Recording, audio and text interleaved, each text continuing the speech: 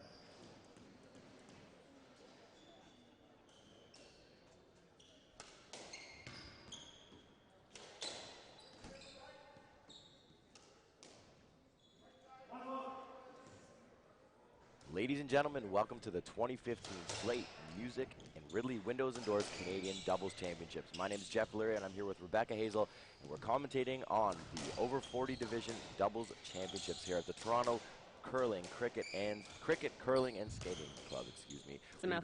That's enough. Eh? It's a tough one. Hey, Rebecca, we've got in red Chris Duratney, James Hewitt facing formidable force of Jeff Milligan and Scott Stoneberg. How you doing today, Rebecca? I'm great, Jeff. How about you? I'm all right. Having a great tournament here at the Cricket Club. Everything's been it's been a fantastic week as we are now playing the 40 championships here. Looks to be 1-0 Milligan Stoneberg. We're fresh off of the 50s match where Taylor Fawcett and Paul Duratney were able to champion another national champion. I believe that's 9 for Taylor all in total, and his 5th with Paul. Isn't that incredible, Rebecca? That is very impressive. You know, at some point we get these double teams that historically can just manage to win matches year over year, and Duratney and Fawcett seem to be one of them. We'll see if cousin Chris Duratney can do the same and follow his big cousin Paul in another national championship. The tournament format for this tournament has been a round robin. Each team having beaten Ed Garno and Will Hosey from Ireland. Got James serving at 1-2 from the left. Quick little tin there from Milligan. They're going to have to stick off the tin today to make sure that they're to champion this match, eh? Yep, definitely. Gary Slade in the back. Chief sponsor of this event with Ridley Windows and Doors as well. Making a little ruckus here. The production booth. Actually learned something interesting about Mulligan today. He apparently was a javelinist. Is that the term for that? Javelin thrower? I think he was also a pole vaulter as well. A pole vaulter. Oh, that was it then. That might have been that. Jamie Bentley has his facts wrong. Odd and quirky sport. It might have been pole vaulting, but he started playing squash pretty late in life. I know he went on a track scholarship from somewhere in Southern California, but with shots like that, it looks like he's been doing it his whole life. Wouldn't you agree? Oh, a nice little Scott Stoneberg touch reverse boast. He's well known for these. Stoneberg having won the 2003 North American Open. This is a guy who's been around the squash court since he was a little kid. Just floats around the squash court, too. Unbelievable presence. Milligan with a huge smash down the wall. This week, this stadium court here at the Toronto Cricket Club has been pretty hot. Balls have been sitting up. And a little slippery, too. Seen a few players now take some bad spells. I think, well, I saw you dive. That's a different story. That's a different one. That's a suicide mission, but...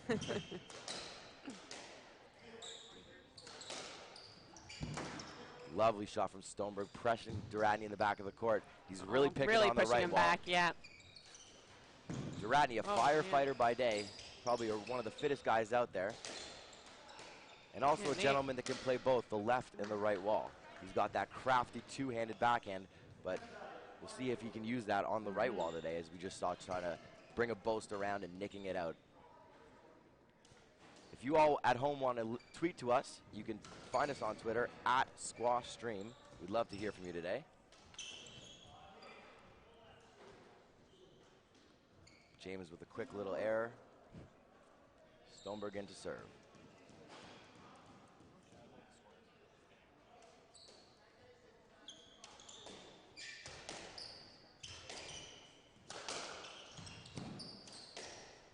hammering the ball down the right wall. Now turn for Stoney and James to take each other apart. James is a very strong, big guy, and he's very crafty too. You got the big hitters on the right wall and the crafty guys on the left today. Sure Rebecca. do, sure do.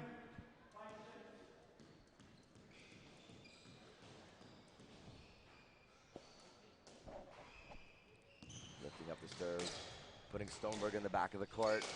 Milligan was ripping the forehand down the line, all to neutralize the point. Oh, ball sails out of the court. Ratney to serve.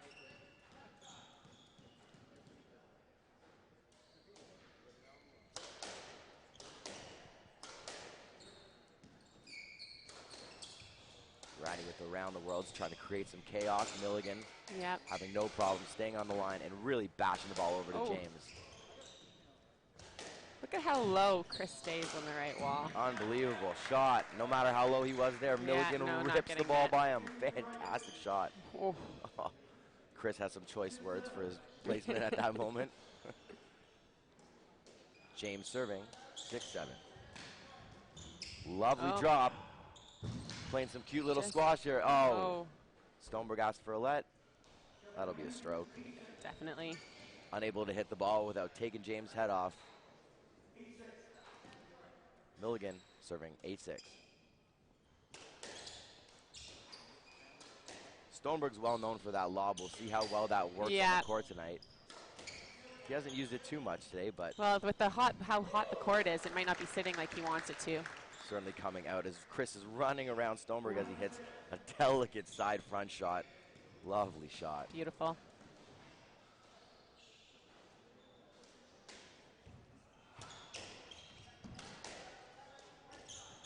James trying the boast of his James own. Responds. Fantastic shot. James.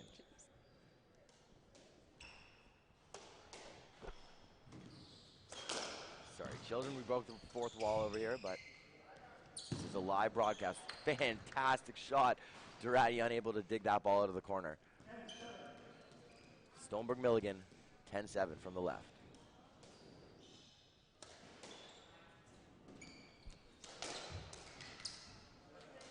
Scott stretching out James as he tries to hit some sort of flick reverse, unable to make that work. They're now sitting at 11-7. As you'll notice in doubles, there's some serious swings of points here.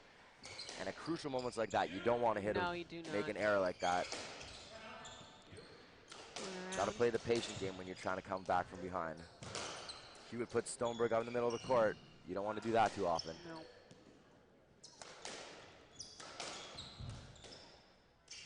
Oh. Good try. James trying to go for the Knicks, but Stoneberg able to cover for Milligan on the right side. Oh, James should have punished that shot a bit more than he did. Scotty showing a little bit of distaste in his own shot. Milligan rips the ball, almost takes Chris's head off as he goes for the nick, and Stoneberg unable to pick that ball up. Lovely shot. Great That's shot. The type of point that can get you back into the game.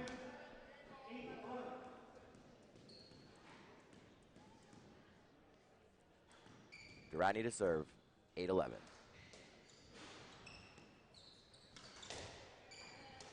James goes for it, and Scott unable to pick up another ball in the front of the court. That is James' bread and butter in the last couple points, and it's been working great. 8-11, they're coming back. Now, is this one of the first tournaments that James has played this year? So I know he was out with an injury for a while. James had an unfortunate soccer injury from a couple summers ago. I don't know how many tournaments he's been playing, although I know he and Durati have played together in the past. They definitely look comfortable on court together. Speaking of teamwork, Milligan and Stoneberg, fresh off of a U.S. Nationals win. Oh, lovely dive. Like Jeff Lurie. And a behind-the-back Jeff Mulligan running all over the place. Oh. Fantastic athleticism. As I was saying, Stoneberg and Milligan are only playing their second tournament together, fresh off of a victory in Philadelphia a couple weekends ago, where they championed the U.S. over 40 Nationals. So they're feeling hot as James tries to hit another one of his signature boasts.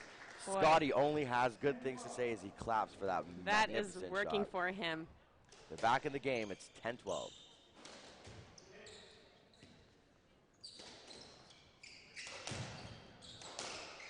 Oh, that's going to be a Mulligan stroke. asks for a let.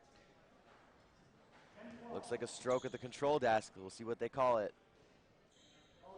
A little bit of some arguments as they must be going for some appeals. To us on camera, that looked like a stroke. Yeah, Did it not, I Rebecca? don't know about you, but I 100% thought that was a stroke. Looks like we're playing a let. 10-12. Interesting.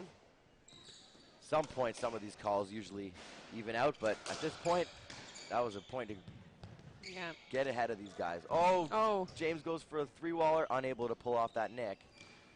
Backs Great out lob Scott. back. Scott really pushing his opponents back.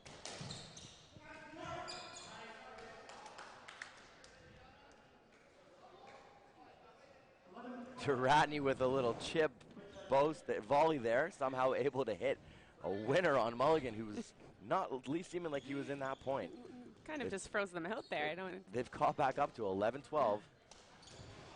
Stoneberg goes for it. James able to dig it out. Scampering all over the court. Not sure that boast's going to work too well. Oh, James hits a lovely trickle boast. Beautiful. Faked everyone out. Call an Uber for that one. They've caught up back to 12 all. Hewitt serving on the left. Mulligan ramming the ball down the right side of the court.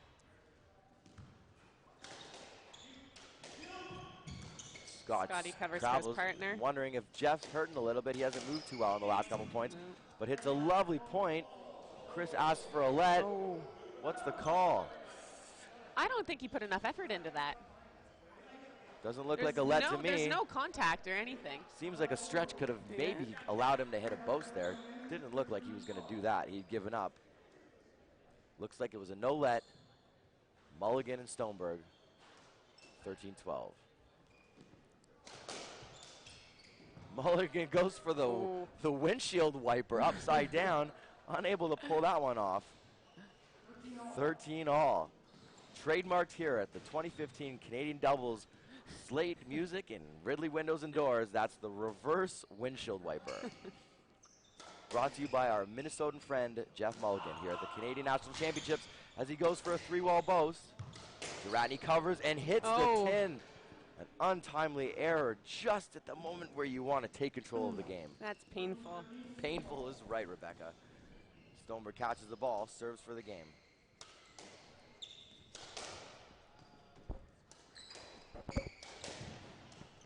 James with a reverse post. What's Scott going to do with it? Not moving him. And Mulligan hits a tin. If my arithmetic serves me right, we're at 14 all. Game ball in this first game. Looking like quite a finals we got set up for this afternoon. Ladies and gentlemen, stick with us all afternoon. We've got the open final featuring Scott Arnold. James with an unbelievable great get. Great shot by Jeff, too. Chris is covering all parts of the court. Can you do it again? And unable to pick up that ball. Stoneberg with a delicate drop shot. Wow. As he stretches James out, unable to get that ball. As I was saying, we've got an unbelievable open final coming up. We've got Will Mariani and Thomas Brinkman versus Scott Arnold and Robin Clark, the hometown hero here at the Toronto Cricket Club. We'll be back in a minute and a half. Right now, the score is 1-0 Stoneberg Milligan. And find us at squashstream.com. Sorry, that was me actually asking.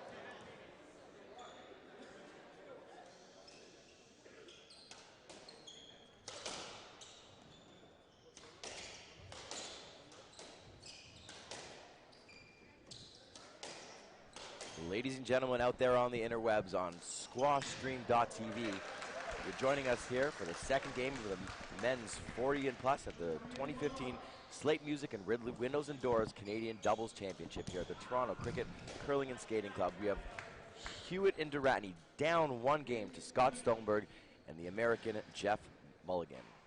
We're sitting here at 2-0. Hewitt serving over to Mulligan.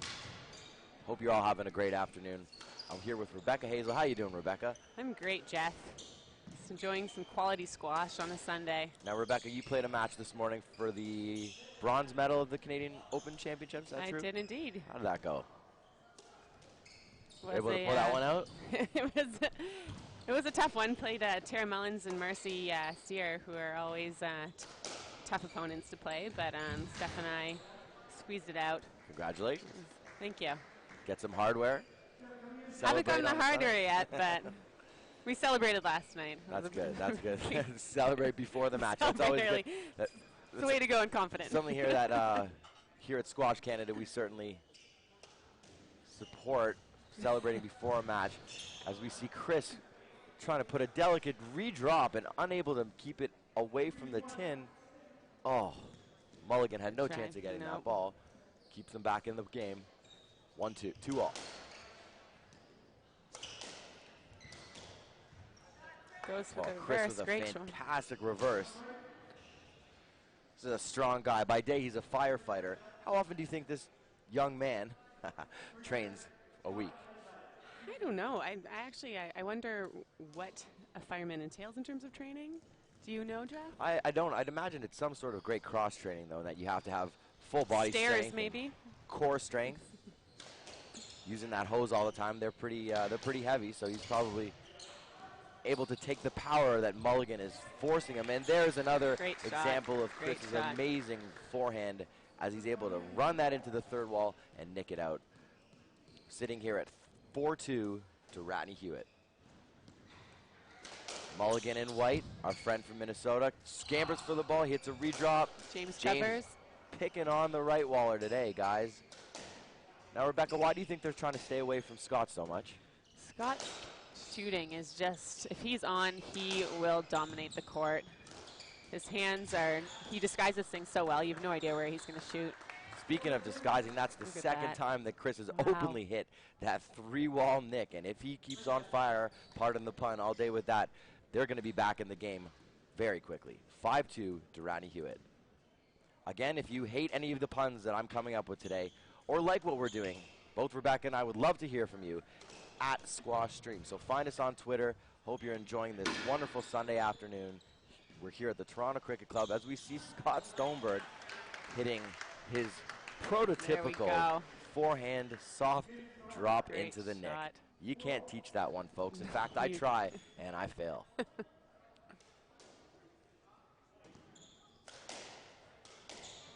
Seen that Mulligan's taken some of the pace off of his shots. He was really hammering the ball at the beginning. Maybe they're trying to adjust to the warm court. Could be that. Knows that it's going to be a long battle. Stoneberg covers on the right. They're playing the eye position, what seems, back to neutral. Oh.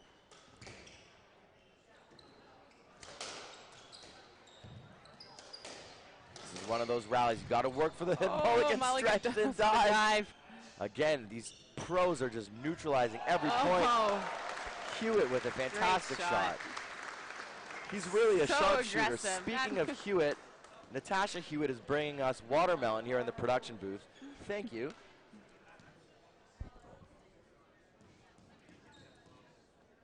Great shot by James. That came out of nowhere. He was on the defense and just went for it. James is one of those players that he attacks the ball, and if he's on and he's off the tin, he's a very dangerous force out there. Stoneberg scampering and does what he does best, hitting that post and neutralizing that rally. Great lob to push him back again. Seen a bit of a different rally than we had formulating. Yeah, they're really moving the ball around to the back. Lots of boasts, lots of chaos. Not as much pace. We'll see if now this point will be decided with that crush at some point. James with another great backhand volley. Mulligan, snaps that ball cross court. What will James do there? Goes for it and hits the tin. Was that tin? Either that or he's yelling at himself for hitting the greatest shot. No, our No, replay it shows was a it hit the tin. bottom of the tin. You don't want to do that. Flipping his racket as Stoneberg and Mulligan are talking over the plan.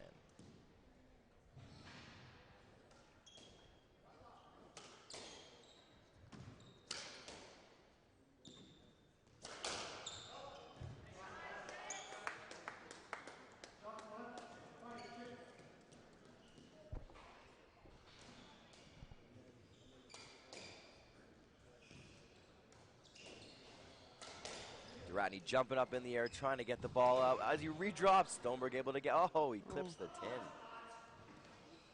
Stoneberg stretching Duratney at will. He had that redrop right there, didn't he, Rebecca? Yeah, yeah. With his fingertips. That's the type of shot you don't want to miss. No, well, Scott was right there covering too, so I don't know if it was the best. What would have been a good shot in that position, Rebecca? I think just a lob back. To reset the point, I guess. Oh, and Stoneberg puts his hands in the air as so in disappointment as he goes bowling and hits the floor before the tin. Unbelievable. This is a hot, cold affair today.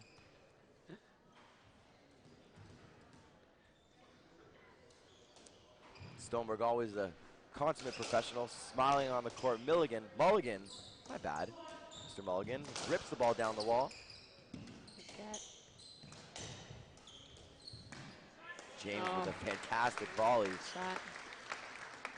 Rebecca, when he's in that position, a couple steps in front of the line, he's tough to deal with. He's lethal, he is. James coming in at probably 6'3". His mobility isn't impeded by his size, which makes him a really, really talented player. Chris tips the tin again. He needs to get off that tin if they're going to pull away with this game. He's getting a little frustrated now. I've mentioned this before throughout the weekend, but this is very much like NCAA basketball. This is a streaky, streaky game. You've got to stay on top of your errors. Chris hammers the ball. Mulligan able to defend. Oh. Oh. What happened there? Did it look like... Oh, another tin from Chris. He can't believe it. An open shot. Tip of the tin 3 times now. Bringing Stoneberg and Mulligan back in. That must be doing a number on him right now. James with the tin. Looks like it's contagious, Rebecca. Team Red really needs to focus on their game plan and stay off that tin to keep in this game 2 here at the over 40s National Doubles Championship.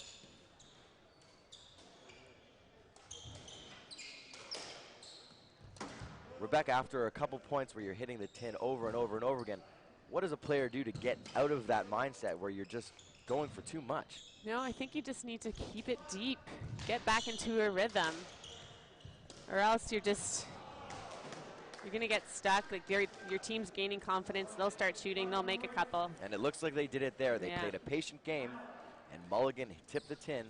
Now they're back at even, 9-all in the second game. Stoneberg with that delicate serve.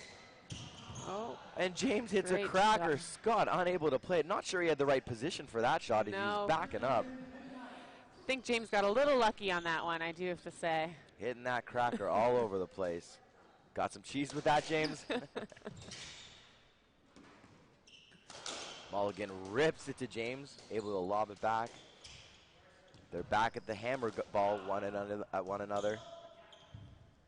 Cycling around, Stoneberg takes the ball in the back of the court. Duratney hits his around the world as he's running around the world. Another patient point. Oh, and Chris finally able to hit that forehand winner without hitting the tin. Is he? Is he on fire again? Pun number 2. I was gonna say, you're on fire. Looks like Hewitt and Duratney are up 11-9.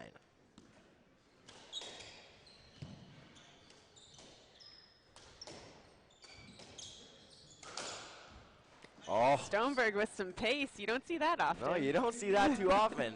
Surprised that James wasn't prepared for that. Maybe Scotty has lulled him into that Greg Maddox-like changeup game. All of a sudden coming with a Randy Johnson fastball. It's not a bad strategy, Jeff. Baseball season is here on the squash courts. Saw a bunch of balls go out of court last night. Oh, and Stoneberg tips the tin. 12-10.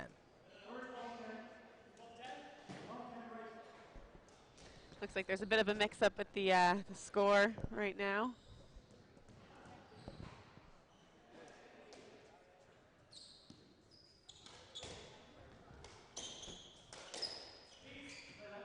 Chris Oh, he's going to go for the. He's going to want a stroke on that one. Mulligan, I don't know. Sure why. I think. I feel like that might have been a let. What are you thinking, Jeff? Oh, I think that's just a let. To be honest with you, it looks from the replay they had a clear path to also hit a cross court. The ball was behind him by the time he called it too. Quoting Wiley Will Mariani, there's no such thing as a safety let in doubles. Not sure if that's true, but I think Jeff could have hit that ball. Or rather, Chris. Thank you. Replay show, he had lots of room there. Yeah, he did.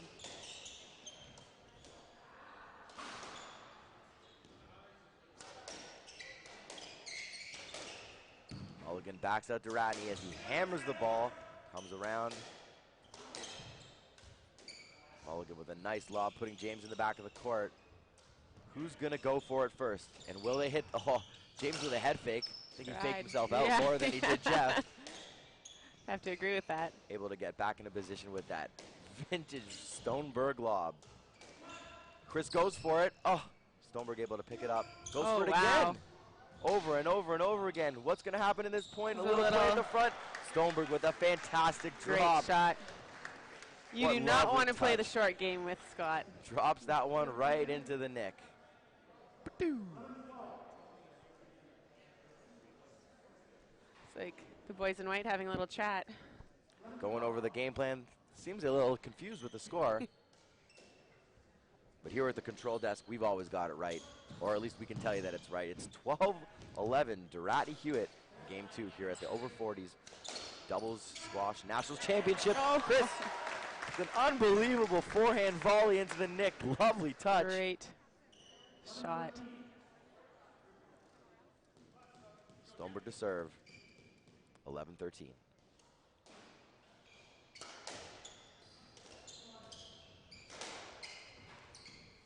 An important rally.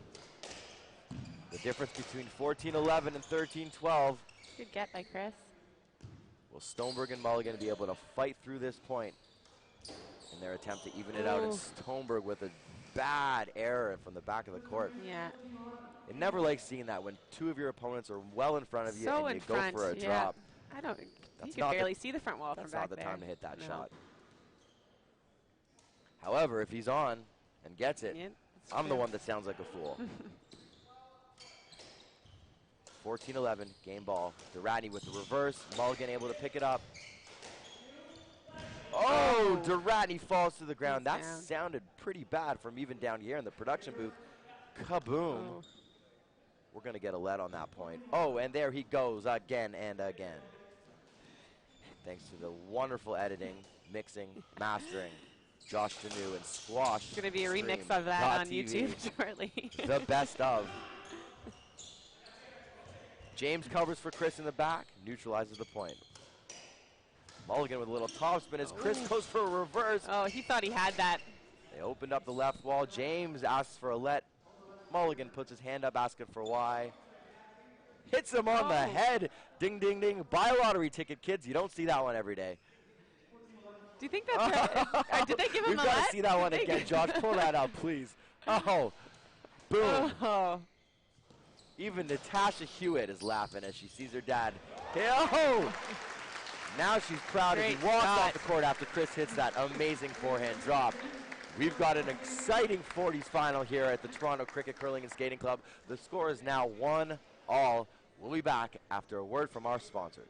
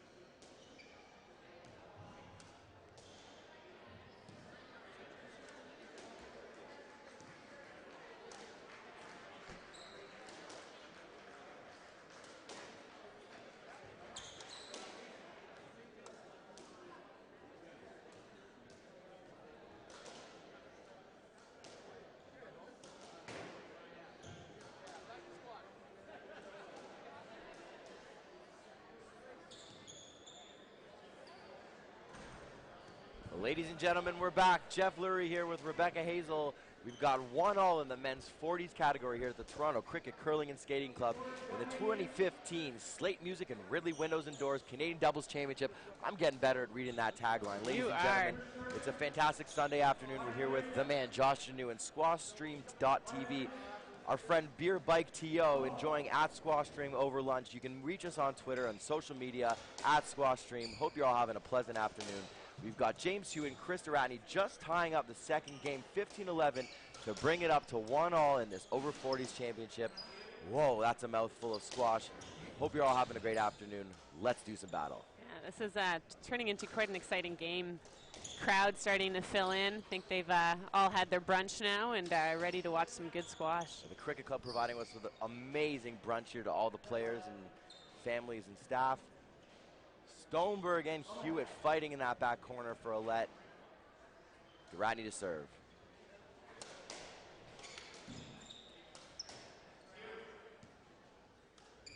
Again, that last game came down to some untimely errors and some streakiness. We'll see who can get out in front in this third game.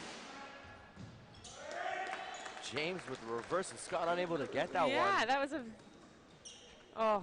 Seemed that he was only a lunge away. I think he expected that one to sit up more. Yeah, I think so too. Thought he had a little more time. We've got a hot court here today, don't we, Rebecca? We do indeed. That means that ball's going to be sitting up. We'll see who's able to bury the ball. James goes for the post, 3-wall. Oh. Unable to nick it, and Mulligan with the fantastic little redrop. See you later, James. Great shot. Better luck next time. Looked like James almost just waited back there. I think he did not think that was... Well, that's his home court, Rebecca, as you know, as a member of the Toronto Cricket Curling and Skating Club. We're going to call it the Cricket Club from now on. But this is his home court, so he seems to know the angles here, and I bet he thought that one was going to nick out no matter what. Duratney trying to attack the ball when he can. As the enforcer, he's got to stay off the tin as he did in the back end of that last game. Totally agree with you. Mulligan takes the ball in the back and he hammers that. Again, we're uncertain here as our research team hasn't come up with the exact knowledge, but we feel that Mulligan using his U.S. track and field scholarship and putting it to the test here, whatever it was, whether it was javelin or pole vault. Pole vaulting, I think it was. I think you were right with the pole vaulting. Certainly into the fringe sports, as I'd say, but definitely that core strength playing big into this match as he's muscling the ball down the right wall. And I actually, I think he was also a racquetball player before he turned to squash. That would make sense, as I believe the west coast of America, squash certainly was very obsolete at that point. Yeah. We have a couple courts down in LA, but other than that, racquetball is the game. It'll be interesting because the Pan Am Games, the 2015 Pan Am Games, have racquetball. However, oh, really? I did not know that. Not sure where there are courts left in Canada. No, most or of them, players. That's right, as they've been converted to squash courts. I know there's a couple in White Oak still, and maybe some here in Toronto, but... Yeah, but the court they have at White Oaks, I don't even think they use it as a court anymore. Every time I've seen it, they've got tables in there, so it's probably for great buffets, just like we've had the privilege of eating at here at the Cricket Club this weekend. Really looking forward to Pan Am Games. It's going to be great to have such high-profile athletes and some great squash in our own city. It's actually one of the reasons why a few of the top girls weren't participating in this tournament is they had to play in a pro tournament to be eligible for the Pan Ams. I guess they have to be in, I think it's top 30 or top 50 to participate. It's going to be one heck of a summer. All types of professional athletes going through the city. Speaking of pro athletes, Scott Stoneberg, can't believe it. The 2003 North American doubles champion, trying what he probably did amazing 12 years ago, but unable to capitalize yelling up here. To the squash gods. That vintage Stoneberg trickle vost, unable to punish his opponent, keeps it on the tin on that one. Mulligan in the back of the court.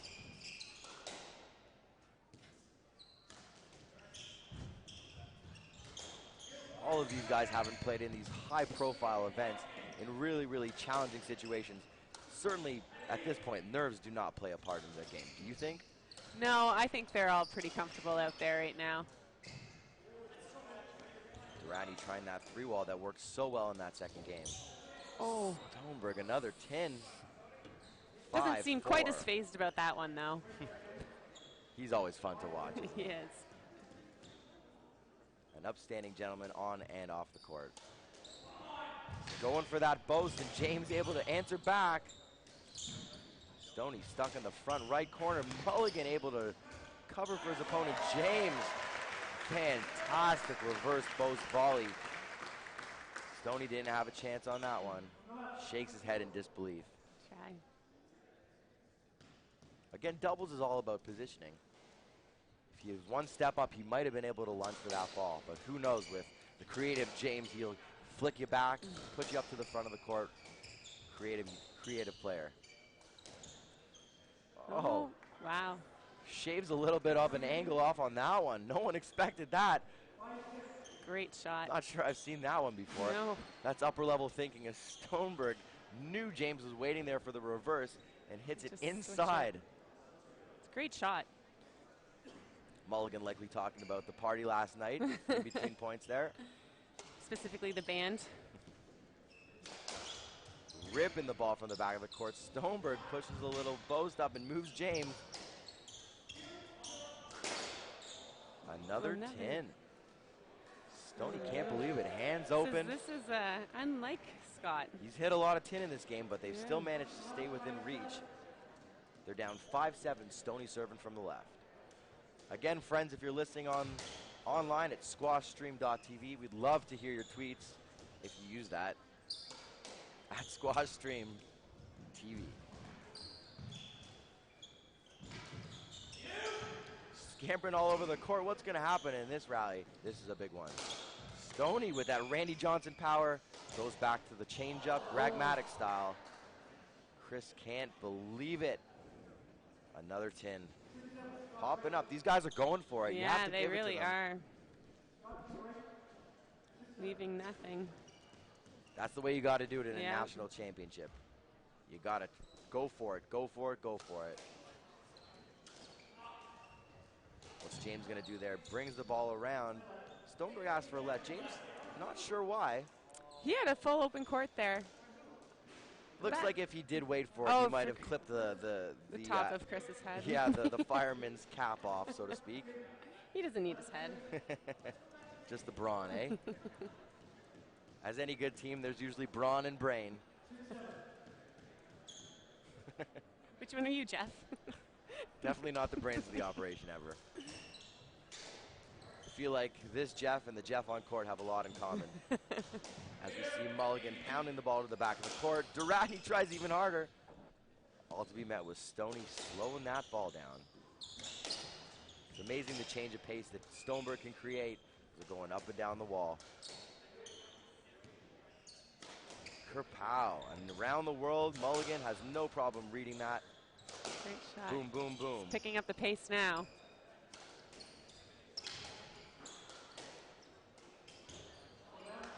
Oh, Ooh. vintage James puts that big arm up there and hits a beautiful boast to win the point.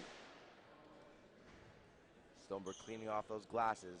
Eye protection very key in this game. Wouldn't you agree, I Rebecca? would agree. You don't want to get hit in the eye with a doubles ball, let alone squash ball. I'm wondering if they're actually dirty or if he's just trying to get an extra breather in there. Oh, a little gamesmanship. Hey, Rebecca, you ever Yeah. done that? Once or twice.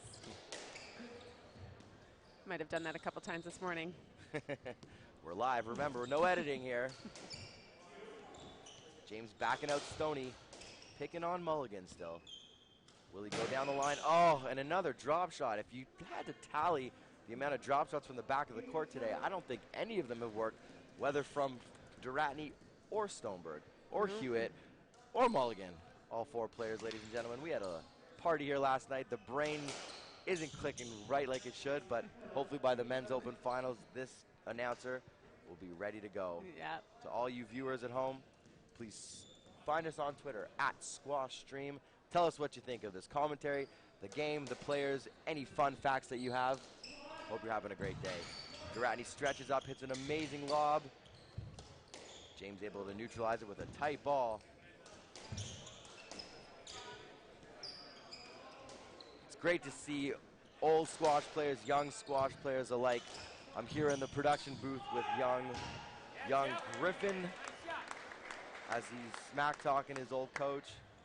Mulligan checking out that forehand volley into the front left. James unable It's a little to get deja that ball. vu. I think we saw that exact shot earlier. We've seen that ball probably at this moment in the last game. James and Chris talking about it.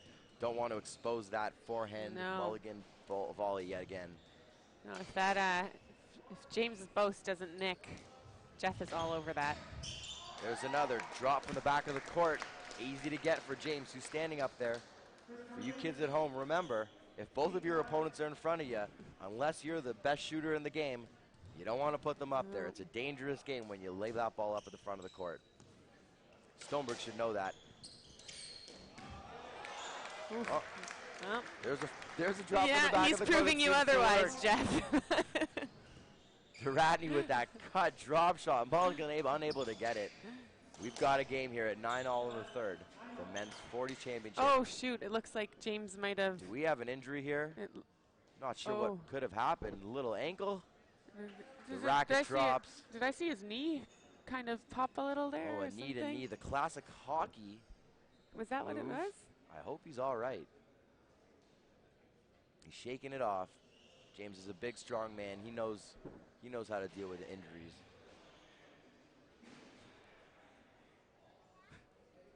I guess we all know how to deal with injuries in this game, eh, Rebecca? Along with blanket comments that mean nothing. My name is Jeff Lurie, and I'm here to entertain you all, folks, for the afternoon. We're here at the 2015 Canadian Doubles Squash Championship, sponsored by Slate Music, my main man, Gary Slate, and the Bannon and LaHoop family of the Ridley Windows and Doors. We're here at the Toronto Cricket Club. We're seeing if James is all right. He's going to shake it off. We're trying to see where we settle in the game, as there was a bit of knee-to-knee action. Stoneberg practicing his shots, trying to stay warm. Looks like he's still lumbering around. Yeah. Are we going to play any more squash, children? No, I think they're going to go. I think they're ready. Ready to serve. Hewitt seems to be okay, thank God. We've still got a finals. It's 9-all in the third. Let's play ball, folks. All right. Stoneberg goes for it. Testing out that knee. James just unable ruthless. Ruthless attack on that knee. Oh, James stretching. Scott knows how to pick up that. 9-10. Wow. Oh, Stoneberg, if you saw there at home, folks, Stoneberg with that classic knee jig. A couple people were doing that on the dance floor last night here at the Toronto Cricket Club. James with a really nice angle into that back corner. What's Chris going to do with it? Snaps the ball down the wall of Jeff Mulligan, ending in a let. Sometimes I like hitting that ball right over Stoneberg's head to the back of the court. I've seen you hit that ball. We're all friends here. Speaking of which, James goes around, calls a let. Saving all three behinds there. 9-10, Hewitt to serve. James Good digging pickup. for that ball. Chris goes for it. Oh, pops out. That little forehand drop that's worked just a couple points ago. That one wasn't quite as smooth. Not so much this time. Runs into the Minnesota wall. Jeff Mulligan.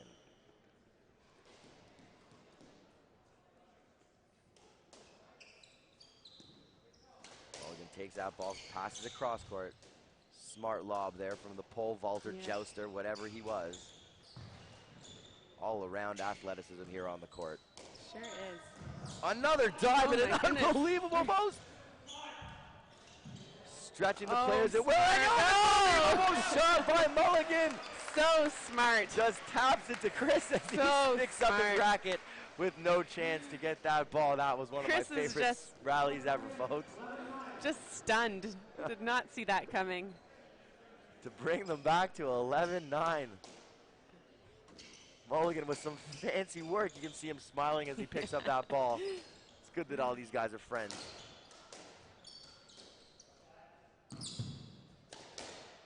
You know, this isn't the first time that Stoneberg and Duratny have done battle. In 2006, they played against each other in the World Doubles Championship here. Stoneberg with Jamie Bentley losing to Chris Duratny and Preston Quick. Really? I did not know that. This is Chris Duratny's court. Winning a world championship certainly speaks volumes about the man Definitely. Stoney would love to get him back for this one. One of the greatest things about our production alley here is that we get such fantastic talent coming and watching from behind. We've got Scott Arnold, finalist, going on court in about an hour's time after this match, with Robin Clark playing the fierce Will Mariani and Thomas Brinken. We're really looking forward to that match. Should be a good match. Stoneberg goes down, unable to get that tight ball. I hope he's all right. Oh. Down to his knees, begging please. No more of those shots. We're at 12-10. Stoneberg with a feather serve. Mulligan bringing James into the back of the court. James with that creative little boast, not doing much. Didn't work. The Randy Johnson coming out again. Yeah. Stoneberg smashing that ball. Good get by Chris, too. Picks it up. Oh, almost takes off James. What's he going to do there? Oh, and a tin from Duratny. Stoneberg winding up. Duratny hitting the untimely error. 13-10, not the time to hit that shot. Couple quick shoots from James on that left wall could bring these boys back, but it looks like Mulligan and Stoneberg are going to take this game. There's that drop. You can almost read that. It works a couple times, and it looks like he hit another tin. Duratny giving this one away. 14-10, Scotty to serve. Scott's one of those guys that really takes his time for the serve. You know, it is your only free shot, so it's the time to focus and think about the point. Oh. James Hewitt hits that ball. Not really sure why Scott's hands are over his head. The consummate perfectionist, he probably knew. He laid that ball into the middle of the court. Yeah. Hewitt just unable to capitalize on that fat ball. It's 2-1. We'll be back, ladies and gentlemen. Jeff Lurie, Rebecca Hazel from the Cricket Club. Hope you're having a great afternoon. See you soon.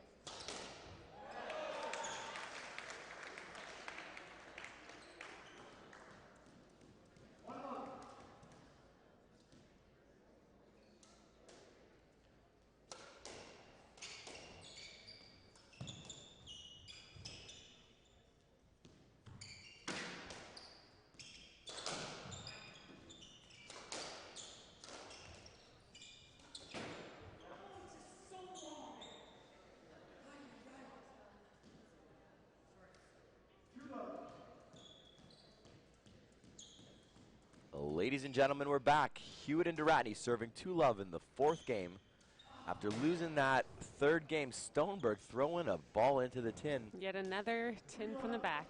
3-love. This is not the way to start a game. After you're up 2-1, you want to make Team Red work as hard as they can to get that momentum back. Their head's got to be down after losing a tough game in that 3rd. It's tough though. Once you when you're up 2 games, you get a little confident. Want to start doing some shots, but you got to stick to the game plan. Stick to that game plan. The Fawcett's rule, Taylor Fawcett's rule. Stick to that game plan. Taylor Fawcett winning his 9th national doubles championship this day. As Stoneberg goes back to that Randy Johnson smashing the ball across court. Maybe that's the key to his success today. Maybe that feather drop is not working quite as well as it usually does. Hewitt with the serve, 3-1.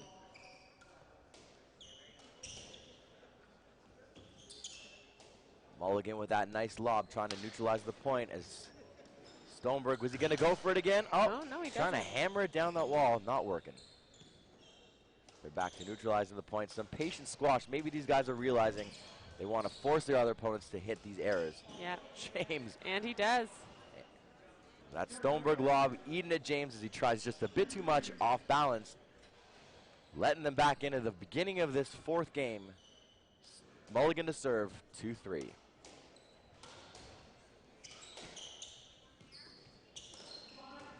Stoneberg going for that 3-wall. Chris able to pick it up. Mulligan with an amazing shot. James able to pick it up. We've got some great squash going on here. What a smart rally. Stoneberg with that vintage trickle boast. It seems to work when no one's around. No one is home. Nobody home, ladies and gentlemen, who are here at the 2015 Slate Music and Ridley Windows and Doors Canadian Doubles Championship, men's over 40s. What an unbelievable afternoon. We've got the men's open final. Tom Sprinkman, Will Mariani coming up against the ferocious former last year's national championship champions Scott Arnold and Robin Clark. We've got a great afternoon ahead of you. We're at 3-all here in the 4th game of the men's over 40s. James Hewitt, Chris Duratney versus Scott Stoneberg, Jeff Mulligan. My name's Jeff Lurie. We're here with Rebecca Hazel as James stretches out Mulligan. We've seen him down in that plank position a couple times already. Dive number 4. Loving his yoga. Look at that stability, able to stay off the ground. Looks like he was going to do a couple push-ups after that, too. Look at that, making sure not to smush his whole body against the hardwood floor here at the Toronto Cricket Curling and Skating Club. Duratney staying low. Yeah. Years of firefighting training. Yeah, the better oxygen, the lower you get, I guess. No smoke in the air. Again, if you hate our puns today, want to comment to us, find us online at Squash Stream. Tell us what you think of that hammer ball we see Chris Duratney smashing through the court. The two-handed backhand showing that he is versatile from anywhere on the court. Chris Duratney smashes that amazing boast to win the point. Duratney to serve. Hands in the air, complaining like you just don't care. As you can see, we've got a packed crowd here at the Toronto Cricket really Club. Filling out. Finals day is here. A whole season worth of double squash culminating in today. I don't know about you, Jeff, but I am really excited for that men's open final. Oh, I can't wait. Got some characters on court there. Definitely some personalities. And the Twin Towers, Robin Clark and Scott Arnold, they are a formidable force, my friends. Force to reckon with, that's for sure. Everyone practicing their forehand cut drop. Not sure why. Duratney with a hammer serve coming out. Oh, it goes, decides with the lob. Trying to put Stoney in the back of the court. Got to be punished for James that one. hits that reverse volley that's been working so well today. Chris contesting the call and the get. Certainly an appeal at the end of this point if Red doesn't win the point. Oh, definitely. Lob and Duratney to the back corner. Game. The no-look lob. A la 2000 and something or maybe 1990 when Scott Stoneberg was likely one of the captains of the Western Squash team coached by the legendary Jack Ferris. For all of you Mustangs at home, happy Sunday. Hope you're all doing well. Mustang life. Hashtag Mustang. Hashtag SquashStream.tv. It's all the big red folks out there. You've got a Mustang and a big red Cornelian here. Certainly know who's won more Canadian nationals. 30-something in a row, Western on that streak, although Cornell's women's team, how are they doing these days? I think they're a solid number 5 Solid in the number nation. 5. Rebecca, how did you guys do when you were a student there? It was 5 or 6, I believe. 5 or 6. Fantastic. James with that volley drop that doesn't seem to work and just clips the tin. We've got 6-all, Mulligan to serve. Stoney going for it. James From the back again and gets some sort of punished. windshield wiper there. You see that? He turns that ball over tennis styles. Very interesting. Got that angle down pat. James made it up to number 9 in the world on the world doubles circuit. And was telling me an interesting trivia about himself, that the only team that he had never beaten while on tour was only the number 1 team. Not really sure what that means, but he said it was true.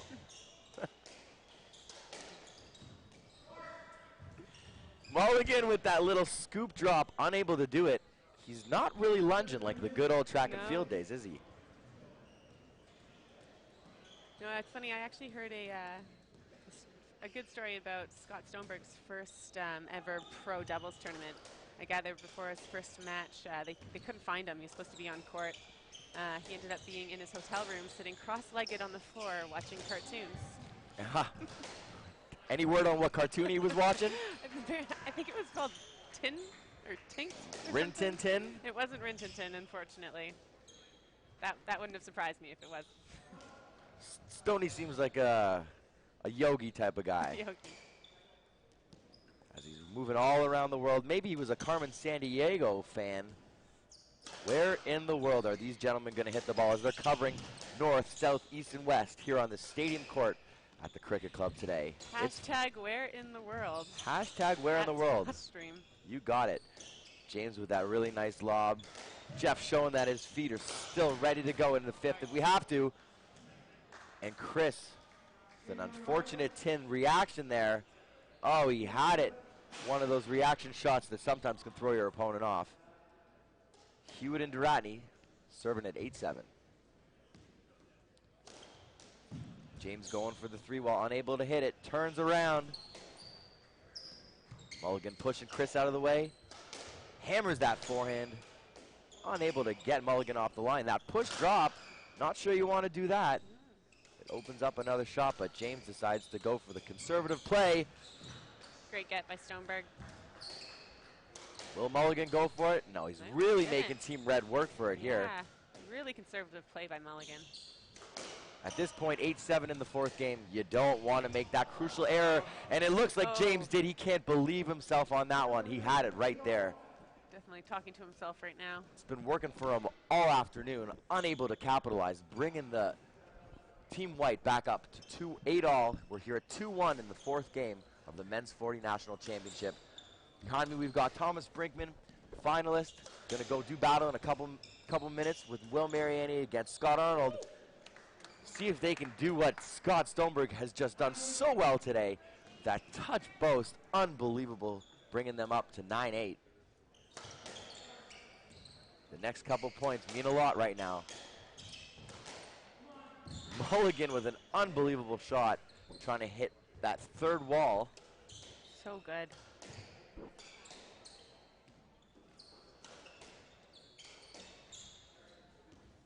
Mulligan in the back of the court, hits a boast, not sure he wants to do that. He's getting run all around, getting the tour. What will James Hewitt do now? Hammers it back, and Stoneberg unable to get that ball down the middle of the court. Great shot, and that was Through all because the legs of Duratney. Unbelievable luck there as Chris does a little shimmy to get out of the way, knowing that Team White was nowhere in sight. I'm a poet, and I didn't even know it, ladies and gentlemen. We're at 9-all here in the 4th.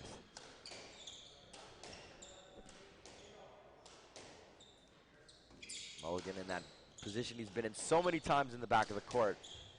Unable to move Team Red off that line. That's something you got to do. It's almost like his ears are ringing as he hits a lovely lob. Mulligan back to smashing it right at James.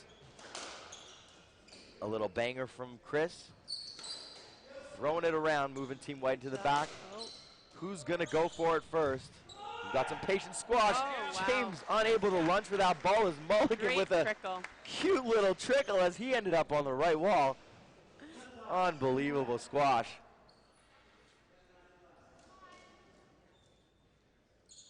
Stoneberg to serve from the left wall.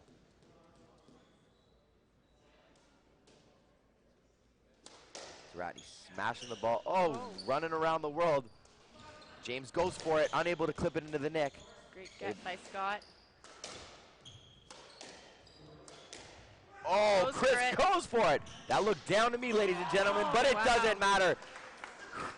Unbelievable shot by James Hewitt as he smashes the ball. Stoney showing that he can play the diving game too. All players giving it their all here. Crucial point here, 10-all in the fourth. You could cut the tension with a knife. Always wanted to say that live on the air. How did it feel, Jeff? Surprisingly not as good as I expected it to. Wait till we get to 14-all. Durrani bringing the ball around. Oh, that's what we call a lifesaver there. Durrani with that interesting follow through there. Vintage end. He's very stoic in his approach. James digging that ball out. What will Stoney do? Down the middle of the court. We see a replay here. Is it a stroke? Oh, ooh, my word. Close. What do we call on that one? James looking like James he doesn't agree with the call. We're going for some appeals here. Rebecca, was that a stroke? You know what? I think I would give it to him. He looked ready to hit it. We'll be able to see it from a different angle pretty here. Pretty high up in the court. As Josh Janu masterfully shows us that, I don't know about that. Looked like he might have cleared. Pat Riding, head pro, also now in the production booth. Letter stroke, sir. Pat We're going to play a let. Pat Riding says let. Jeff Lurie says let. Rebecca Hazel says. I said stroke. She says stroke. We're going to go with the men here. Not a sexist comment at all, but just making a point here. We're back at 10-all. Durrani smashing the ball, going for the reverse. Mulligan there to face it. Oh, we've got them tied up on the right wall. Good thing we're friends here, or else we'd be taking off some heads. Check us out online, squashstream.tv. Tweet us who your favorite player is. Oh, Durrani with the unfortunate reaction to that shot. Unable to keep it away from the tin. Hewitt to serve. 10-11.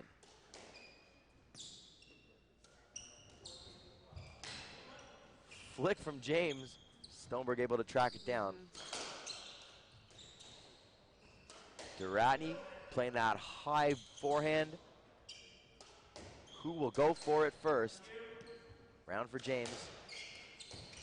Mulligan easily putting that ball back into play on that left wall.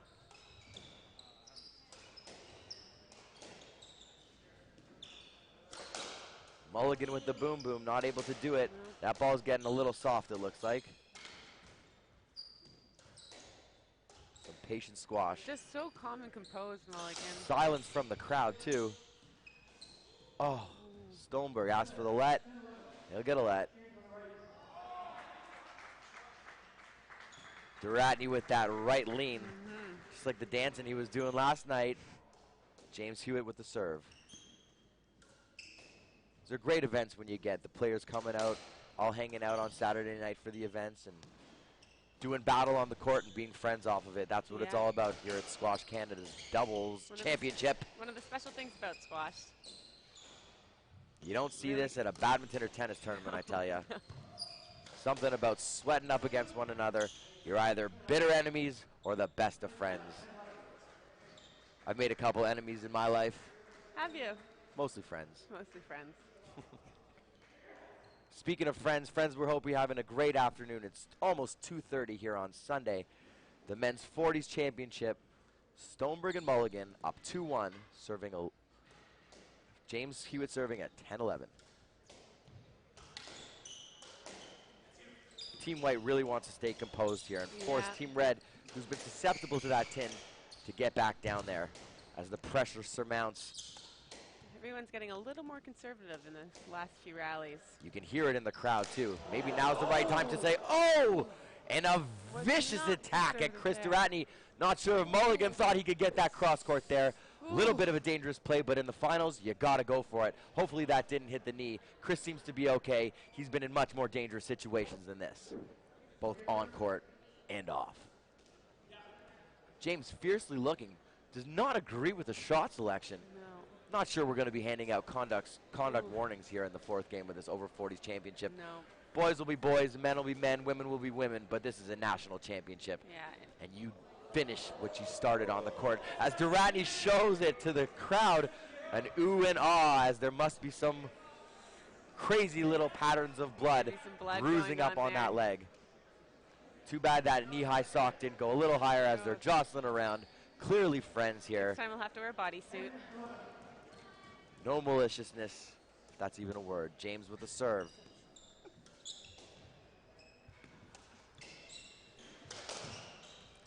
Fans at home, if you can count the amount of improperly used words today.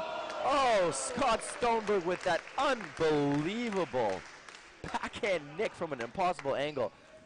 He's going for it, and he's got it. Like I was saying, if you can count all the improperly used terms, send us all of those words on squashstream.tv on Twitter, and we might send you something in the mail.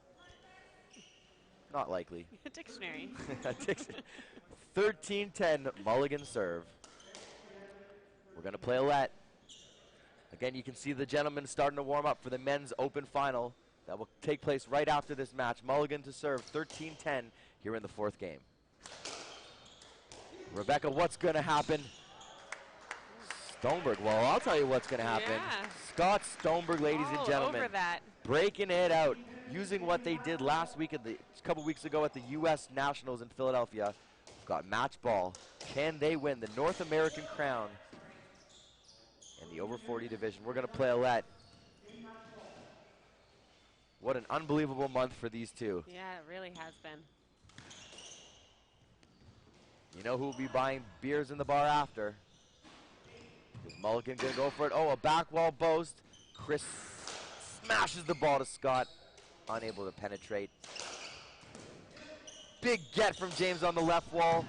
This is match ball, ladies and gentlemen. The 2015 championships over 40 division. James goes for it. Will Scotty do that post again? James dives. And we have the 2015 national championships. Scott Stoneberg, Jeff Mulligan. An unbelievable way to end an unbelievable match in an unbelievable tournament. You see the fans are with adoration of all the players. Unbelievable. The scoring line, 15-14, 11-15, 15-10, 15-10. Stoneberg and Mulligan are Canadian doubles champions 2 weeks after their U.S. championship. An unbelievable weekend, an unbelievable match. Stay tuned, folks, here on squashstream.tv. Tweet us who you want to win in the finals, featuring Will Mariani, Thomas Brinkman versus the Twin Towers, Scott Arnold, and Robin Clark. We'll be back, folks. Stay tuned.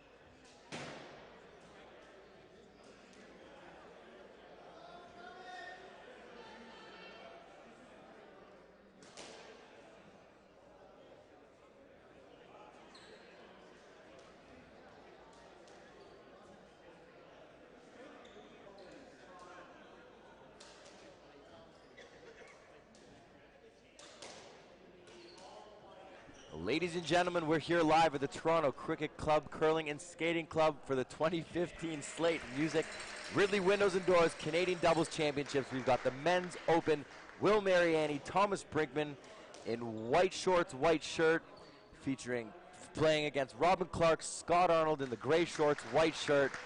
This is going to be something. You've got Jeff Lurie here announcing with the main man, Wiley, Colin West. How you doing today, Colin? I'm doing well, Jeff.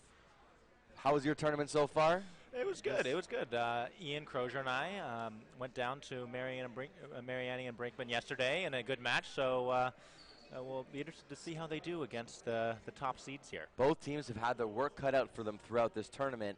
Although it looks like Arnold and Clark had the simplest path. I'm not sure they even dropped a game on the way. Although they might have against. I don't think they did. No, they won. They had a close first game yesterday against Mike Pernack and Fred Reed, but I think they ended up closing it out 3-0. Scott Arnold and Robin Clark, last year's national doubles champions. These guys, the Twin Towers, not only are they big, but they're good. It's hard to break them down. Although Mariani starts the game off with his vintage forehand kill. We've got a lefty on the left wall, Colin. What kind of advantage is, starting off early with a hit. The vintage Will, as he hits Robin's Black Knight racket right there. Oh my God, as it flies off. Luckily no one was hurt. Thomas Brinkman hails from Prince George. Scott Arnold from deep down in the south of Australia. He played on the national Australian singles team, made it up to 54 in the world in singles, and is an all-around excellent athlete. As you see Will Mariani and Brinkman talking some game tactics. Colin, what kind of game tactics would they talk about this early in the match? Well, Scott and Robin are some pretty cool customers. They're going to be pretty unfazed throughout, any pressure situation. So these guys really need to take it to them, because you don't expect Robin or Scott to flinch under pressure.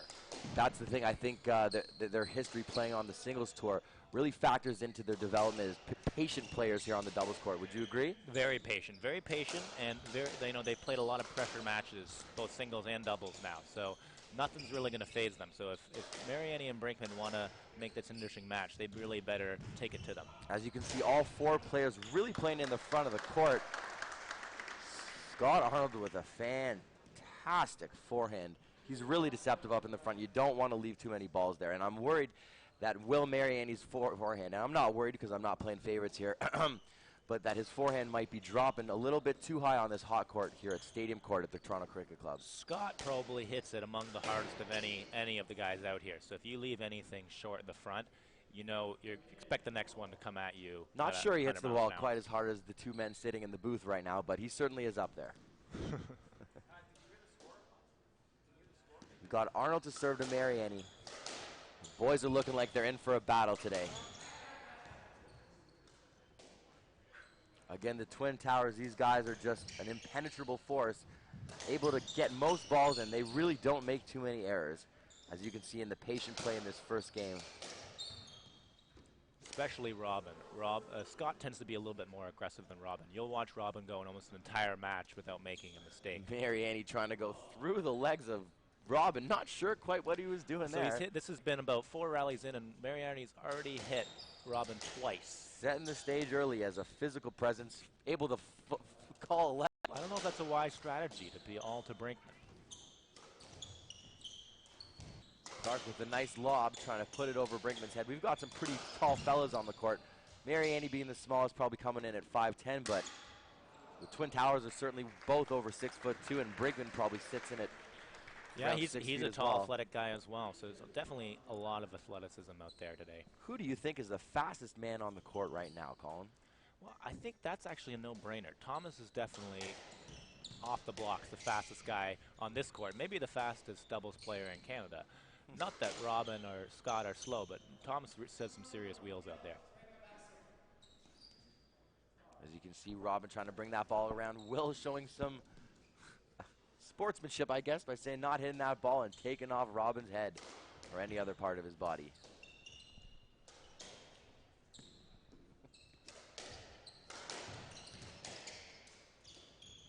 Mariani goes for the ball, digging that ball out as Thomas able to clear it out.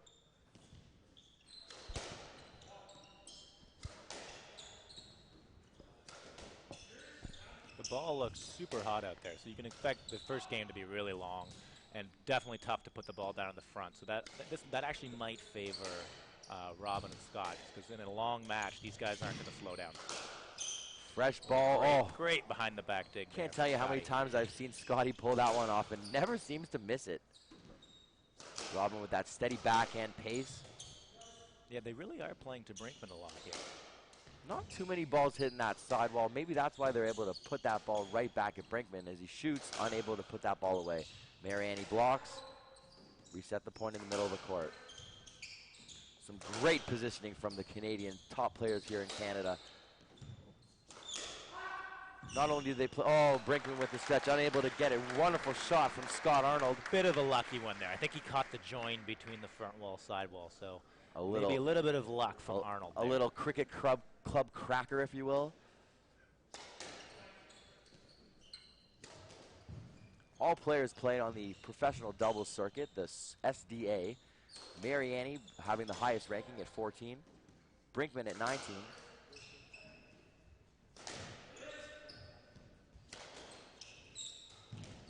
Oh, great shot from Brinkman there.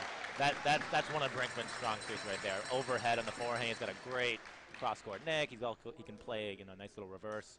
That can't leave it there for Brinkman. Robin Clark and Scott Arnold both tied at 31 in the world, having championed this year's Pittsburgh Classic, their first SDA Tour Championship win. What kind of momentum does that, if you can win on the Pro Tour, does that create a lot more confidence here at a national championship? Well, that's a good question, Jeff. I mean, I think Robin and Scott have started playing a lot more together. This is really their first year of playing a lot of doubles together. And, despite the fact that they're both awesome singles players, they're still just learning the doubles game. They've improved a lot over the last year. Teamwork really comes into play. I know at the Jim Bentley Cup, they beat some of the top 10 players in the world, Preston Quick and Greg Park. Those are some amazing players in their own right, and able to beat them on home soil is certainly something that. Yeah, they're probably playing a lot better than about 31. Their actual level is probably more like top 10. I'd agree. Scott with that vintage Aussie swing. Simple, clean, clear, under control. A double boast, able to get it back out. And Brinkman's able to put that ball through Robin Clark. Fantastic little snap from the front. Robin was ready for it, but couldn't reach down and hit that ball down at the nick on the front left side. We're at 4-6, Brinkman serve. Ball's coming around. Mariani's cleaned up his act a little bit, hasn't hit anyone in a while. As he's down on the ground, Brinkman resets the point. Smart play there.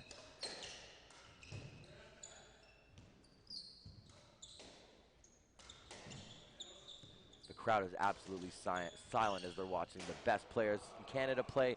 Mariani pushes that drop right into the tin as he's sporting his Toronto Cricket Club shirt and vintage towel around the head. Reminds me a little bit of 9-time national doubles champion Taylor Fawcett, as that seems to be a style here at the Cricket Club. This wonderful venue. We have 3 doubles courts, which can't find that anywhere else in the world. Really is the hub of double squash here in Canada, North America, and the world.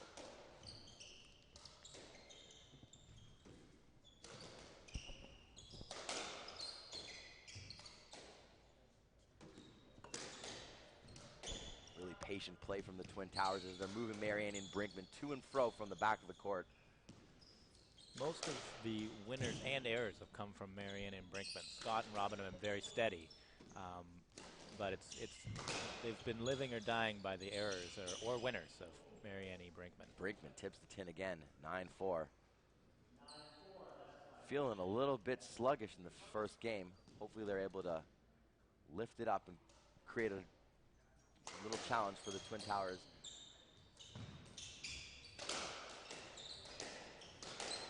Scott playing that high position there. Unable to penetrate the Aussie. Look how high up the court Robin and Scott are. They're playing way in front of the red line. Any ball that comes around, they're able to use their teamwork, cover for one another. Mariani with another tin. Not the right time to do that, is it, Colin? He's been playing well all tournament, making very few errors. Against Ian and I yesterday, he played great, very few errors. But he's probably already up to 3 or 4 today. In the zone, maybe that's some national championship jitters. Certainly something that he can fight through, being 14th in the world. Great dig as he goes after Scott, unable to put the ball past him. Brinkman recovers. We're back at neutral. Oh, that's a great shot. That's Scott's wheelhouse right there. Mariani leaves a high ball up for Scott. You Beautiful can't do shot. that with the Aussie as he holds that ball, snaps it down the wall. Unbelievable play.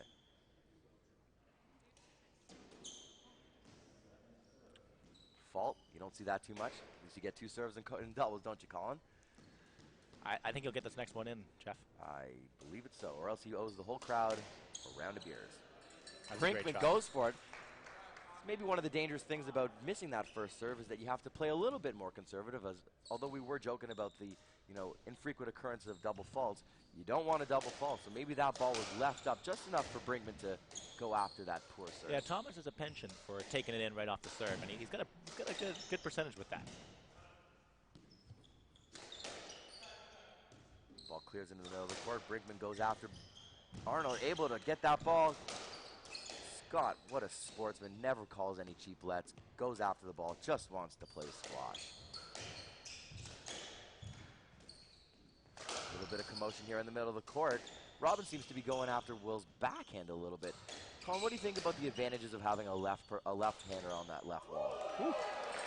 Well, Will's certainly dangerous from there. But, sometimes having that backhand there makes the reverse post a little easier. So Robin certainly is dangerous as well. I think it's a good play to look at, go for Will's backhand, because he certainly is very strong on that forehand side. Creates a little bit of commotion for a team that really hasn't played too many times together. I know Mariani and Brinkman have played some SDA events together, but they're not full-time partners. So any commotion in the middle of the court is just that. Yeah, I imagine Scott and Robin are a little more comfortable together. They played a lot of matches together this year. But Thomas and Will both have played lots of SDA events, and they know what they're doing out there. Brinkman with another error, the head pro at the Mayfair Parkway. Will with some zany serve that never has a chance of getting in. Probably does it to reset the play. Bring Thomas's head back into it after a poor error. Can't be given the Twin Towers any free points as Thomas slips. Cleans off his shoes after a great shot down the right wall by Scott Arnold. As you can see, we've got a packed crowd here at the Toronto Cricket Club Stadium Court Gallery. Unbelievable day for squash. Mariani receives serve. 13-6, Brinkman. Arnold and Clark, rather. Robin going for it there. We haven't seen him shoot too much today, but... Yeah, it's good to see Robin get going, because he really can play it in short, but sometimes he can get a little conservative. At this point, at 13-6 up, would you change your game plan, though, Colin? Well, no. I mean, obviously it's been working, but Rob, it's good for Robin to try out some of that stuff. Maybe for when it gets to a closer point in the match later on. Ace in point. Clark with a devastating 3-wall nick post. Mariani even put in his hands up, acknowledging how great of a shot that was. 14-6 for the big guys. Flicks Brinkman to the back of the court. Tom's going to have to get that ball up and over these tall men to put them in the back of the court. Showing how quick he is there. Robin appealing Scott the get. Put that into the tin there. An easy put-away drop that Brinkman likely couldn't have gotten. Not sure if the get before was good. Probably factoring into Scott's inability to keep it off the tin. Robin's appealing the drop.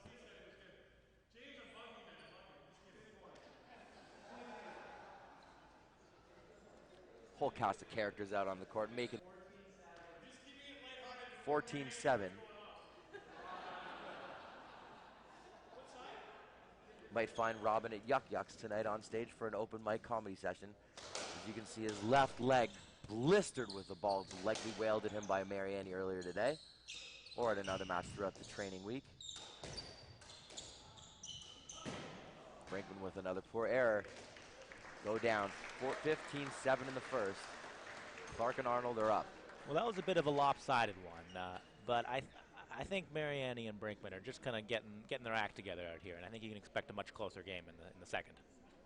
Ladies and gentlemen, we'll be back in about 90 seconds. We've got Jeff Lurie here and Colin West, Josh Janu's SquashStream.tv. Check us out on Twitter. Let us know what's up. We'd love to hear from you. Hope you're having a great afternoon.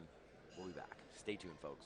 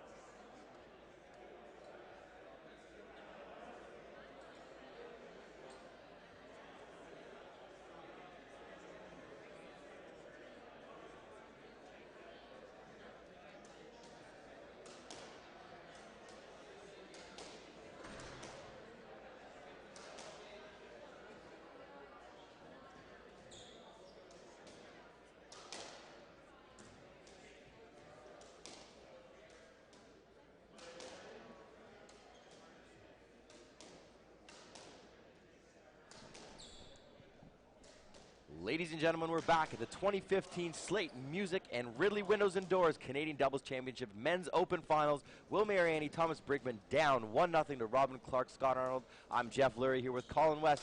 We're about to start the second game. Mariani with a big point. Colin, what's going to happen in this game? I'm expecting Brinkman Mariani to come back with a vengeance. As you can see, Mariani on fire at the beginning as he cracked that ball. Brinkman to serve. 1-0. Both of those guys can get really hot. Thomas especially can play some great cross-court nicks and reverses. I'm expecting to see a lot of that in this game. I think it's going to be a close one. Here in the production galley, we heard Thomas and Will talking about game one, just saying that they wanted to put some work into the big guys, making them hit the ball, kind of opening up some shots. Expect Mariani and Brinkman to shoot a little bit more in this game, trying to open up the court against these big, ferocious Pittsburgh champions from the SCA Tour.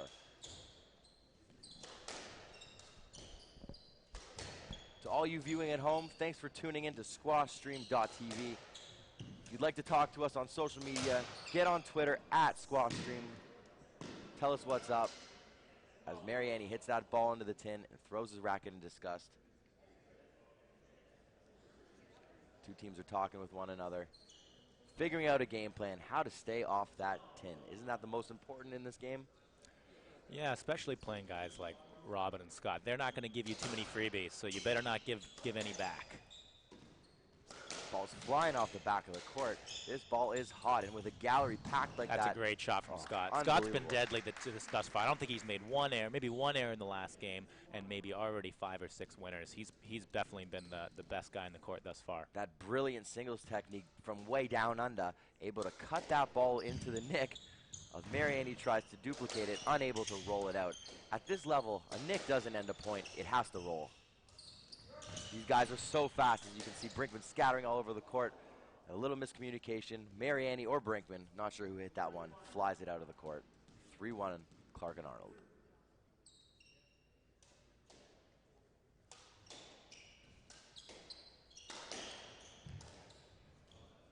There's one of those errors from Scott Arnold. Is this a proponent for change? Yeah, that might be only his second error of the match. He's been pretty flawless thus far.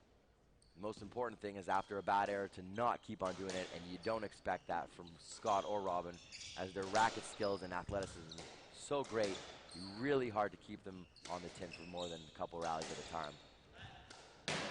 Calls a let, still hits the ball. There's been very few lets so far in this match. It's been a nice clean match. Yeah, despite everyone's size, they seem to be cycling pretty well around one another.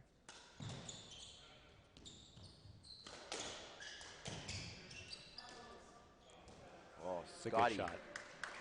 As he gets down from 6'4" to that is 3'2". See, that for the kids at home is great technical drop shot there. Absolutely. Racket preparation. Almost no chance that one's heading in the tin. He got really low, as you said, 6'4" guy getting really low to keep that above the tin. Nice open racket face. That's how you do it, kids. Robin doing it much the same, always balanced, just like surfers, always on their toes, always able to figure out how to move into the ball and never be jammed. And if you notice, anytime they are jammed, they're able to get out of the pressure very quickly. Yeah, some frantic pace here, yet most of these guys stay very calm. You watch the way they move, and even at a very high pace, they got this smooth, calm movement. And that's why they're able to control the ball so well, even when the pace gets high. Thomas with a lovely little hold lob, able to move Robin a little bit, although he maintains his position. Robin from Canada, Ontario, just outside of Ottawa. 2 national junior championships under his belt. An unbelievable hero in Squash Canada. Yeah, played for Team Canada for years. Was one of the best players in the country for a long time. Made it into the top 70 in the world PSA rankings. Scott able to get into the top 55. These guys really know how to play the game, whether it's doubles or singles. Mariani with an opportunity. Goes drop. Robin neutralized with a lovely lob.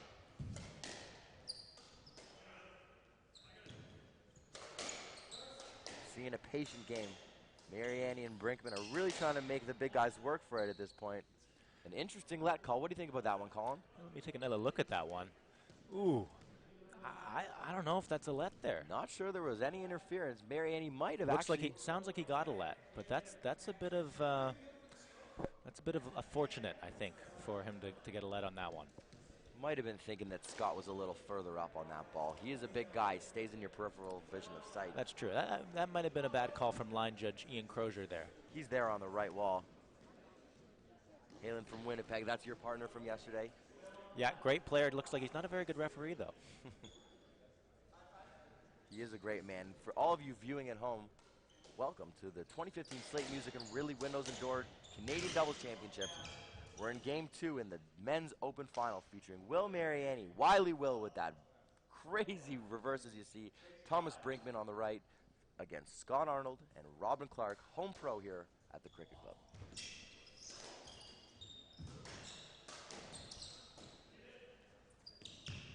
Mariani Brinkman starting to move Robin and Scott a little bit more. Clark's pinned up against that left wall. Mariani decides again not to hit. Yeah, this has been a better game from Mariani and Brinkman. Fewer errors, and they've been really pushing here. This is better from them. Mariani Brinkman taking the lead, 6-5.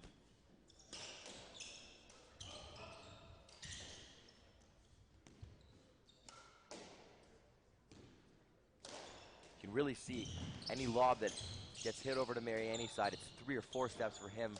Good recovery from Will there. He was sprawled out and right back up. Great athleticism, but you can see Scott, anytime he has to go to the back wall, merely 2 steps away from every ball. It's really hard to move these tall guys. Yeah, they both use their height really well, too. Big, long strides, cover the whole court in only a couple of strides. Robin's gaining some confidence, starting to shoot from the back a little bit. I like that shot. Yeah, he's got a great little cross-court drop there, doesn't he? Although that one was straight, he does have a great cross-court one as well. Thanks, Jeff. Arnold to serve, 6-all. They've caught back up in this game. Mariani drops that ball into the nick. The sportsman, the ever so awesome sportsman Scott Arnold calls his ball down. 6-7, Clark serve from the left. Hammers it. These are a crucial couple points here, right in the center of the game where one team's going to try to break away. Mariani with an untimely error as he kind of rolled that ball into the cross court. Yeah, that was a big point. Some words.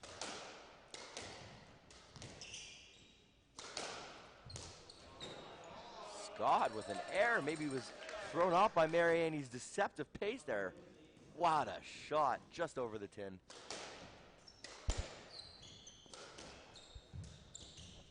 Mariani with a great reverse, Robin able to pick it up.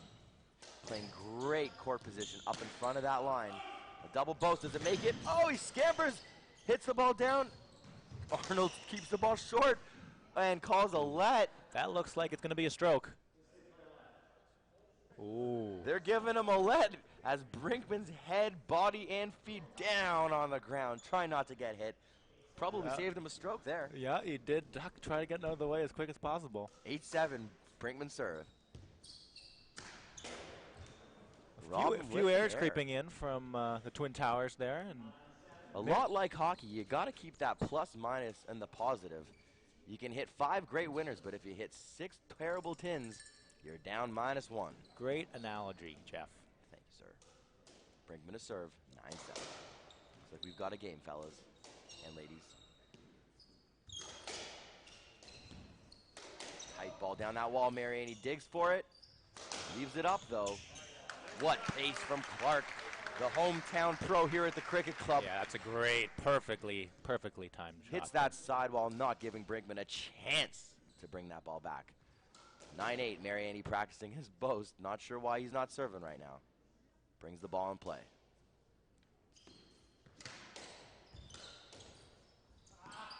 Robin Clauselet with an as he wanted to hit that ball, Mariani in the way. What's the call? We're playing a let. Going around again, Mariani trying that tricky little, somewhat dangerous shot. What do you think about that? That's a bold play at this stage in the match. He's made a couple already, but that is probably not the most high percentage play at 9-all. Not the time to get the big guys back into the game. Last year's national doubles champions. These guys are going for number 2.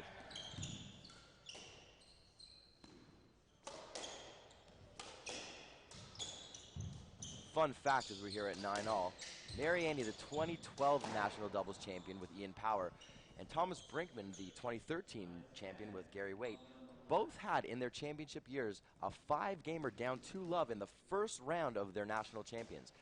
This year, Brinkman and Mariani won in a close 5-setter to Alex Carter and Rob Negro. So we'll see if that superstition stays in now of going down 2-love in the first.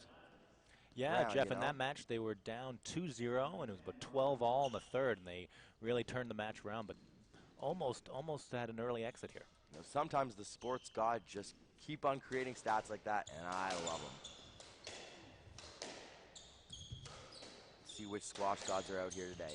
Brinkman fighting for that position against Robin as they're playing cross-court to cross-court. An unbelievable reverse shot from Brinkman as he exposes the hole in the front right. Scott Arnold unable to stretch to that ball. 9-11, Clarksville. Really amping up the pace. You don't want to make any mistakes here. No, that looks like a straightforward let here. Mariani wanting a stroke. Can't believe the let call as he appeals it. Jokes around with Robin. Robin wants none of that. Yeah, these guys are all business. Focused as always.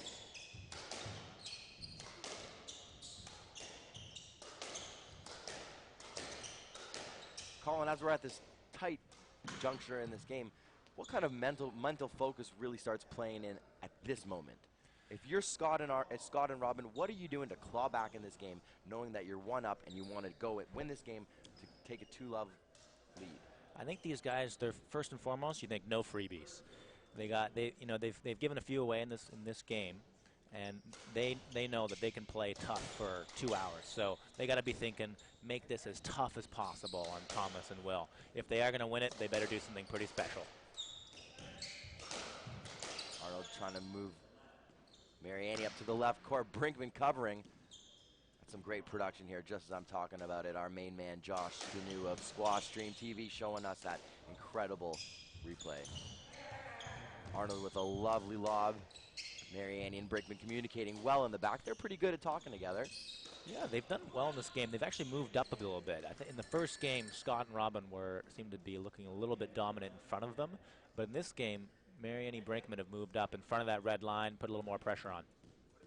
Colin, I think I just heard the first cowbell of the day. Mariani's specialty cheering aid, as he probably gave it to a couple choice people in the crowd. Once that cowbell starts ringing, it never stops. Hashtag more cowbell. Brinkman with the ferocious fire down the left wall. Robin unable to get it as it hit that breaker in the wall. Unbelievable shot. Yeah, that's about 3 or 4 winners from Brinkman in the last 5 rallies. He's really heating stepping up. up his He's game. heating up, yeah. Thank you for joining us to all at home. We'd love to hear from you at Squash Stream. Get on Twitter. Tell us what's up. Tell us some stories of your favorite players and as many characters, as few characters as you can. Speaking of characters, we've got some great ones on the court today. Some super duper professional squash players, really nice gentlemen, and some really talented athletes. Mariani goes down the wall. Looks like a clean winner here. Clean winner. Robin doesn't even ask for that's just too a good. Lovely shot. Mariani shaking his head. That's a really tough ball to straighten up, too. Coming off a hard cross from Scott. Great work by Will to straighten that up with a beautiful length. Again, showing that being a lefty on that wall can certainly help. Big boast. A little dangerous. Down the wall. Mariani calls the let. Yes, let. Well, we're into the business end of the game here. Like you said, Colin, you don't want to make an error. If you're 13-10 up, Mariani Brinkman, you've got to force Robin and Scott to hit a winner. Do you not? Yeah, it's a fine balance here. In doubles, if you get too passive, the game can just slip away. So you got to strike that balance. Can't get too conservative just because it's a national final and you've. So essentially, when it's there. Yeah, you got to take it in the doubles. No, there's no hiding. Carpe diem. Did you learn that at Harvard, Colin? No, I'm learning that right now from you, Jeff. What's the Latin ipsis squashes? I don't know what you're talking about, Jeff.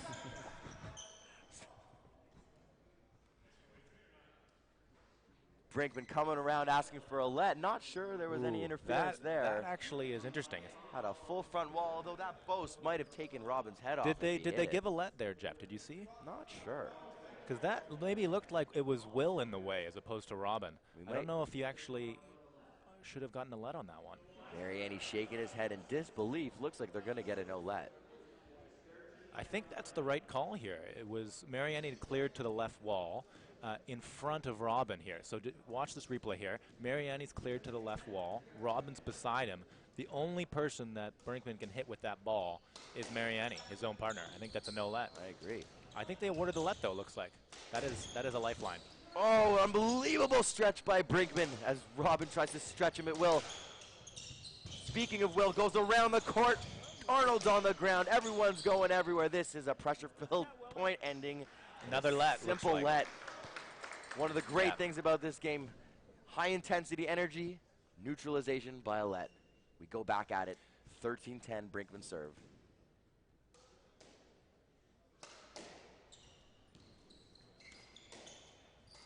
Brinkman trying to pick on Robin. Is he trying to stay away from Scott, or is he just kind of going with the natural cross-court flow of the game?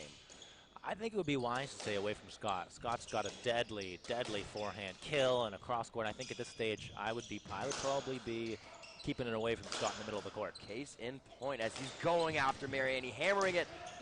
The lefty's on every ball. Unbelievable squash. Good defense from Mariani Brinkman there. Bang, ball at its finest. Whole bunch of chaos. Mariani goes front right. Don't want to do that. That's dangerous. That's right in Scott's wheelhouse. Brinkman down the middle of the court. Decent shot. Mariani in a flick. Scott tries to drop. Mariani the redrop. Brinkman with the ball down the court. This is a great rally. Unbelievable squash. This is the type of rally you like to see at the end of a game. Brinkman with a tough tin. Unbelievable squash. The crowd is going wild. Robin Clark and Scott Arnold, 11-13, coming back in. Oh. There was so much pace coming off of Scott's racket there. That was a heavy-hitting rally and a big one to keep them in it here. That's the type of rally that can sway some of the momentum from the young team of Mariani Brinkman. That's going to test Mariani Brinkman to see if they can hold their nerve in the last couple points here. As you can see, there's a bunch of bruised up legs. This sport is a battle. Play a let on that ball. Robin seems a little bit upset with the call.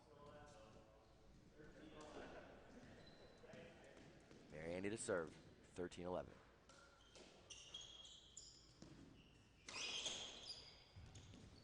Scampering around the court, a great around the world. What an incredible shot to reset up the point. Mariani tries another job, not working. Able to move both twins onto the left wall. Set up again. Arnold back in position. This game's all about confidence. Are all of them feeling pretty confident in this moment, Colin? I don't think anybody's feeling too confident here. They've this is a tense moment. Big crowd. They're both, everybody's won a national championship on that court. Mariani steps up and hits a great ball. An unbelievable shot. Fantastic.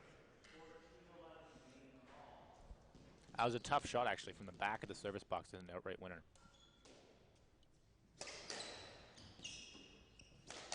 Brinkman in the back of the court. Goes for a reverse. The long Scott Arnold able to stretch out as he moves. Oh, we've got both Mariani Brinkman covering on the roll. We've got them switching positions. Mariani on the front side now. Will they switch back over, Colin? Ooh. What's next? The I formation. Oh. This is a great rally. Nobody knows where they're supposed to be, and Scott takes advantage of that as Brinkman's on the left while Mariani on the right. Good coverage from both teams to pick up the slack for their partner.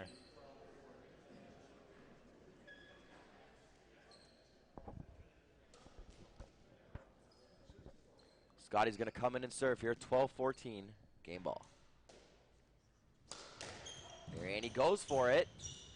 And pushes a drop, a little bit of communication breakdown there as looked like Thomas Brinkman wanted to hit that ball just a maybe a bit of nerves there, feeling Scott and Robin knocking on the door here. Now 13-14. I said it once before, but you can really feel it now. You could cut the tension with a knife as Robin goes to the back of the court. Mariani tried to go for it, and he gets it. 1-all in game now, 15-13. Marianne stretching out Clark at will. Fist bump as they walk off court. Colin, we have a match. That was a good finish for them. Do you see that last ball? That was a good little reverse corner from Will. So it looks like he may have caught the side wall, front wall join again there. The right time to hit the right shot. Take another look at this. Look at that wrist just flick around. Great little reverse. Robin did not know how to deal with it. It looked like it skipped a little bit off that floor. A little bit of an odd bounce, but that was a sitter, and Will took advantage. Gotta love the fist pump and the momentum as these two walk off together as a team. The team that will win tonight will be the team that plays like a team. Great We'll be teamwork. back, ladies and gentlemen. Jeff Lurie, Colin West here at the 2015 Slate Music and Ridley Windows and Doors Canadian Doubles Championship. Check us out on squashstream.tv. Thank you, and we'll be back.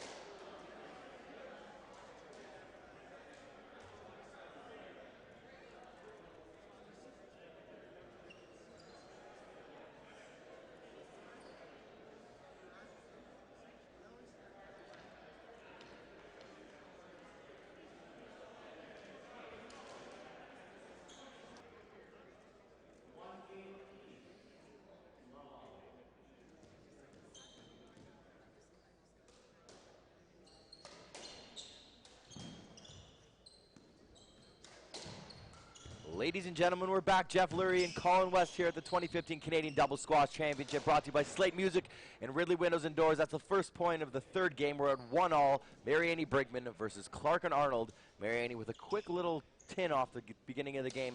Is he nervous going into this third game?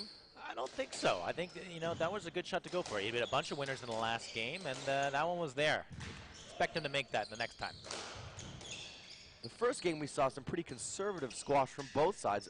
Are they going to start shooting a little bit more in this game? I think this will be an interesting one, yeah. Everybody's loosened up a little bit. I think you can see a little bit more aggressive squash in this game. A shot from Scott Arnold, unable to make it as it hits the tin. We're at 1-all.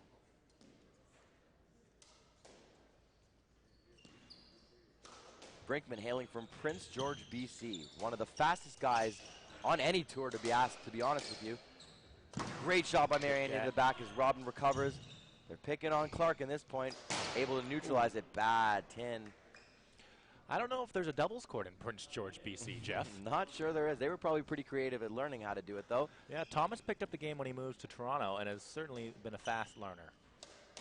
Making it up into the top 110 on the professional squash tour. He leveled out at about 6th in Canada in the singles tour, and kind of threw in the singles professional I career think for a doubles bit. is his game, Jeff. Doubles is his game. Built for it. Quick, creative, pretty steady. Plus, doubles, you can drink a lot more beer and still be a good squash player. Certainly something he's good at, too. Mariani hits the ball into the crowd. Looks like it hit the ceiling. Going after some of the distinguished guests today here at the Cricket Club.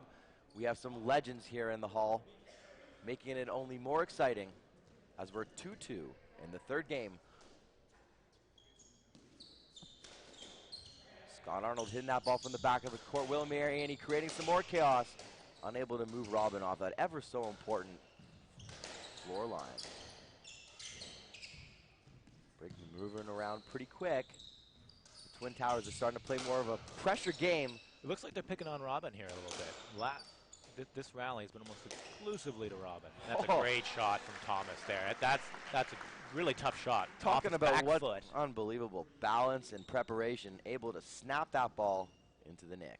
Yeah, that's a very tough shot. Moving backwards, off his back foot, well above his head. Great So shot. if you were Don Cherry, would you tell the kids at home to learn that shot? That one you might leave for the professionals.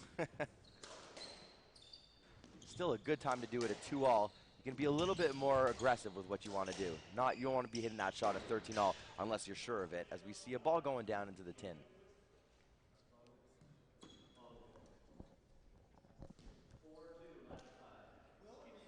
Off to a good start here, Mariani and Brinkman.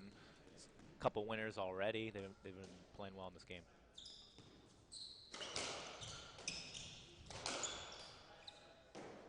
Mariani asking for a let as he almost hits Clark on that smash from the Aussie, Scott Arnold.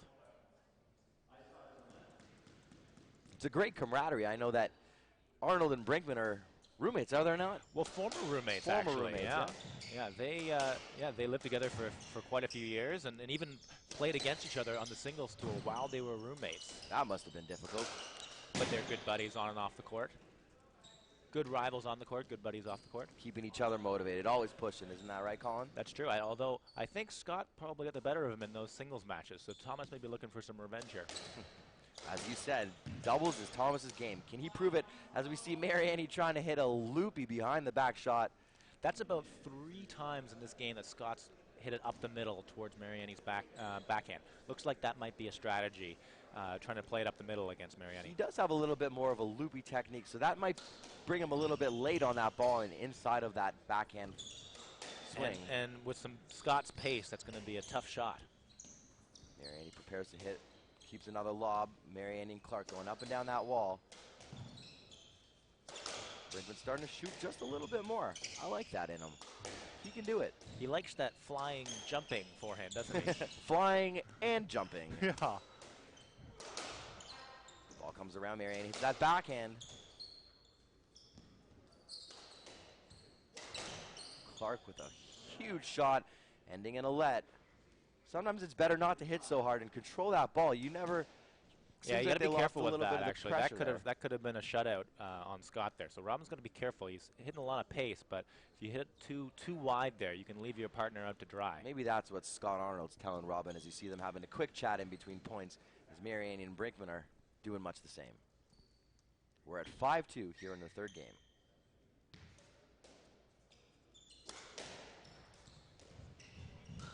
Mariani with a lovely shot, bringing it out. It's a hot ball though. Been waiting in the last 6 or 7 of those overheads. Thomas hasn't put it into that nick like he did a couple shots prior. No, Robin's balls are a little bit tougher. That's a tough ball off your back foot to go short on. Brinkman boxing out the larger Arnold, unable to phase him physically. He's not that large. It's just a couple extra pounds, Jeff. We all know what that can do in a game. Clark hammers the ball. Brinkman able to recover, and again we're at neutral. Unbelievable squash here, ladies and gentlemen. Thanks again for joining us here at SquashStream.tv as Brinkman hits the deck. And Arnold playing through. I like that play. This is squash at its finest. Squash Canada's top players, some of the top players in the world. Longest rally of this game here. Maybe even the match as Brinkman goes and stretches for Arnold's unbelievable voes. hammering the ball at will, all to be reset with a gorgeous lob.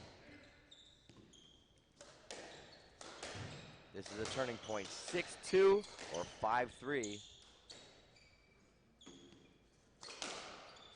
Nice length. Goes for that post again, dangerously close to Clark's leg. Almost hit him for the 4th time there. Gotta love this game. Lovely patterns. Both teams are trying to take the middle of the court away from their opponent. Scotty goes for that post. Gets called down. Mariani thinks he got it. Let's see. Looks like it was 2 bounces. That looked like just 2 bounces, yeah. Great stretch, Yeah. but almost 3. Great replay there. We can see that it's close, but the refs made the right call. Mariani is appealing. If you could only appeal to the production crew with this fantastic photo replay from Josh Janu over here on my left. The replays don't lie, Jeff. They do not.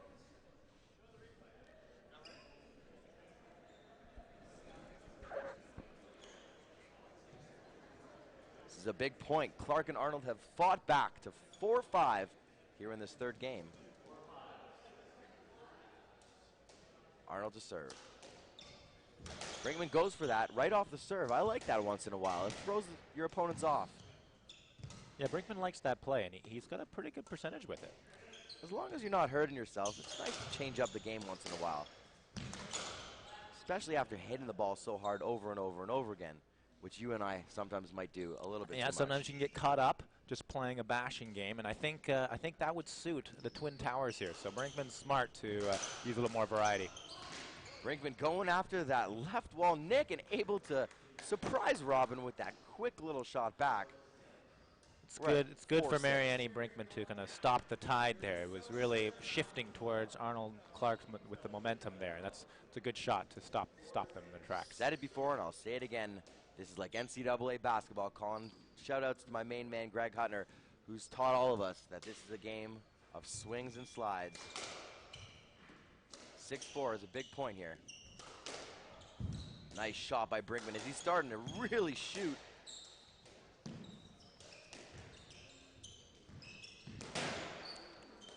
Robin Clark with the uncharacteristic backhand. Yeah, he's usually error. very steady from that corner. He's quick up to the front and makes very few errors. That's a bit of an uncharacteristic one from Robin. Maybe thinking just a little bit too much as he had a little bit of time there to think about what to do.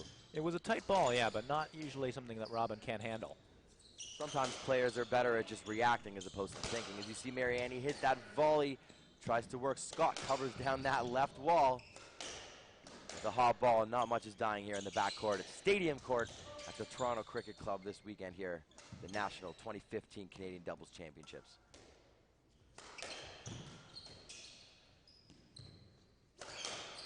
Scott Arnold with a bash, not doing much as Mariani's up on that line. Nice shot by Brinkman. Robin asks for a let. Granted Looks like one. a pretty basic let there.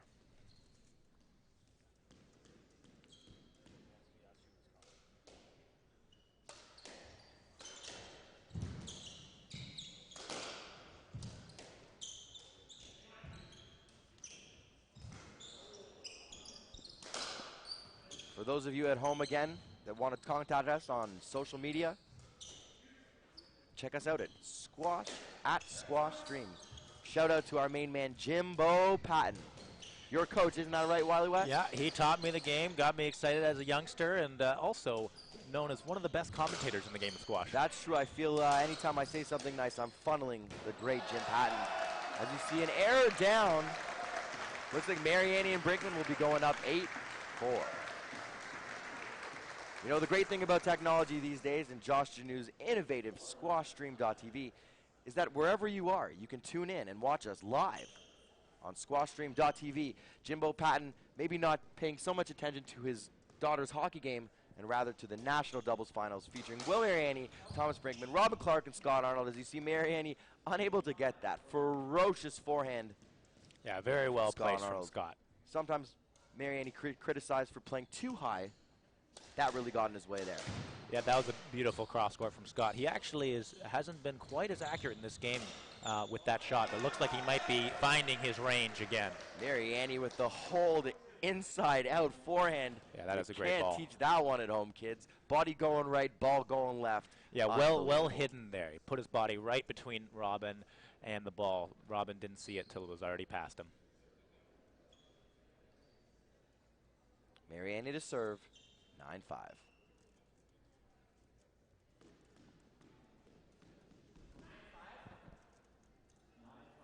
Checking the score. A couple more bounces before you start this important point. Going up 10-5 for Mariani and Brinkman would sure be a great advantage in this game. 2 times the amount of points. My math's really on today, is it not, Colin? Yeah, as per usual, Jeff. Nothing like a liberal arts education from the University of Western Ontario. Solidify Sharpen that those math skills, right? Solid arithmetic on this Sunday afternoon as Robin Clark hits an unbelievable shot. That is great, is it not? I think Robin needs to do that a little more often. He's gotten a little more passive in this last game, and I think that's wise of him to start taking in short, being a little more aggressive, get them back in this game. As long as that 3 wall's hitting that 3rd wall, it's not too much trouble. And Robin hits it well. Ball up in the middle of the court. Mariani boxes him out. Oh, and the Twin Towers fighting over who to hit that ball. They both Look at that. Oh, and double jump. That's synchronized jumping at its best, ladies and gentlemen. Let's see that again. Look at that. Robin covering the family jewels, too, as he a recently married man. Very important here on this double squash court, as this hard ball could really hurt. Mariani with a lovely shot there. Robin serve.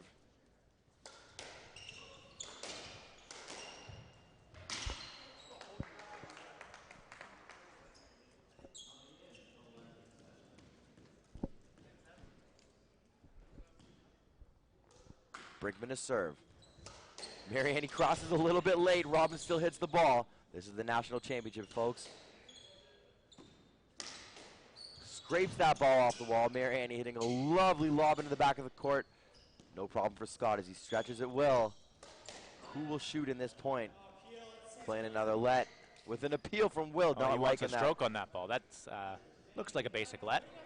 If he had taken 1 step back, that could have been a stroke. Resident squash pro Pat Richardson looming here in the production booth.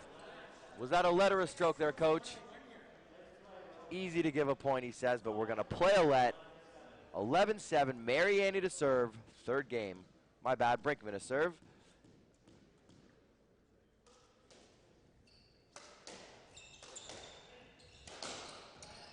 Brinkman scattering and asking for a let from Mariani. That's an interesting play. It looks like actually Will may have asked for the let there on Robin. Definitely a let.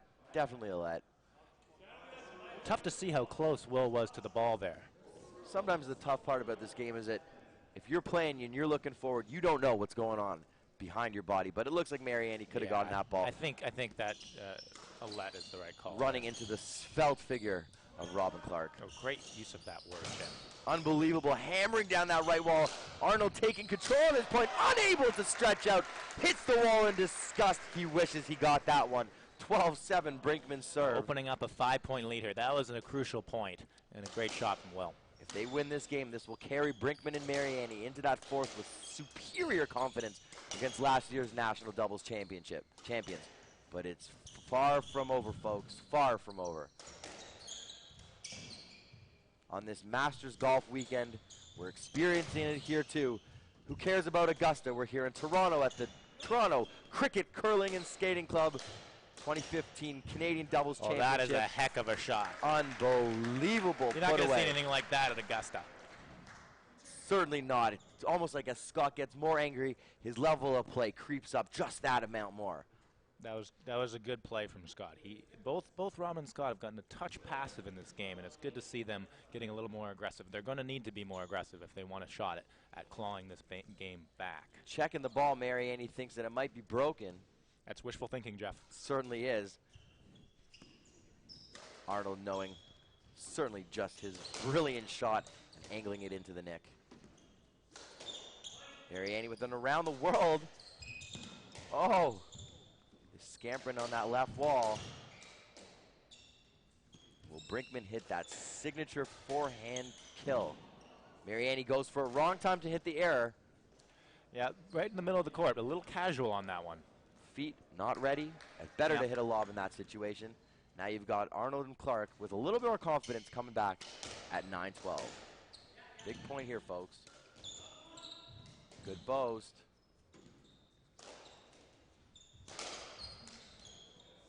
Another error from Mariani. Those racket errors back in certainly here. add up. Good ball from Robin there, but Mariani's got to be careful to keep it keep down the errors at the end of this game. This is where champions are made. 12-10.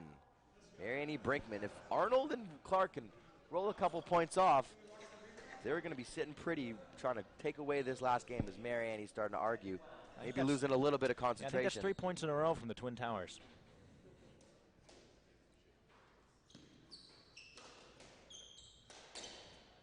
Brinkman's unable to lift that ball over Robin Clark's head, simply putting that down. This two-time junior national singles champion, this year's Pittsburgh crowned SDA tournament champion. You can't give him that ball in his wheelhouse. Mariani goes for that signature boast again. A little late reacting there.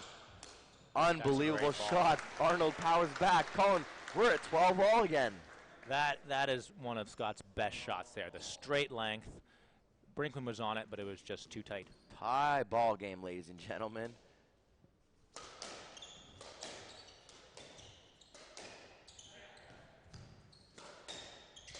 First team to win 3 points will move into this fourth game with a whole lot more confidence.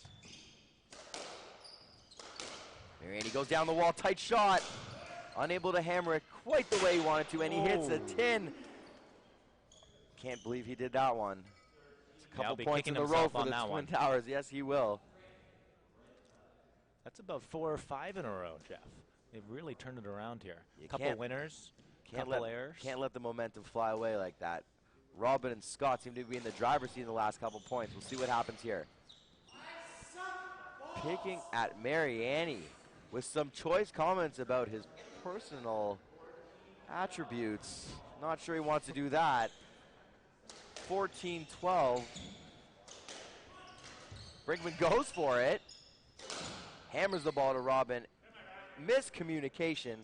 Did that ball hit Mariani? See what happens there.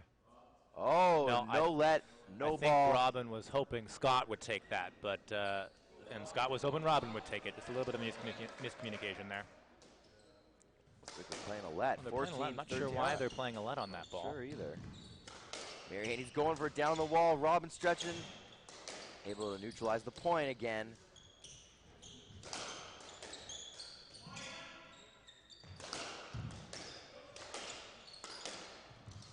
Quite an effort if they come from behind, Robin and Scott. Brinkman going for it. Moves Robin. Tough shot in the back of the court. Sails it out into the ceiling. Ladies and gentlemen, we're at 14-all. Brinkman a serve. You can see the legends in the crowd ready to see who will win this next game. Brinkman with an interesting serve. Calling that out. Mariani with the appeal. We'll check it as it comes around.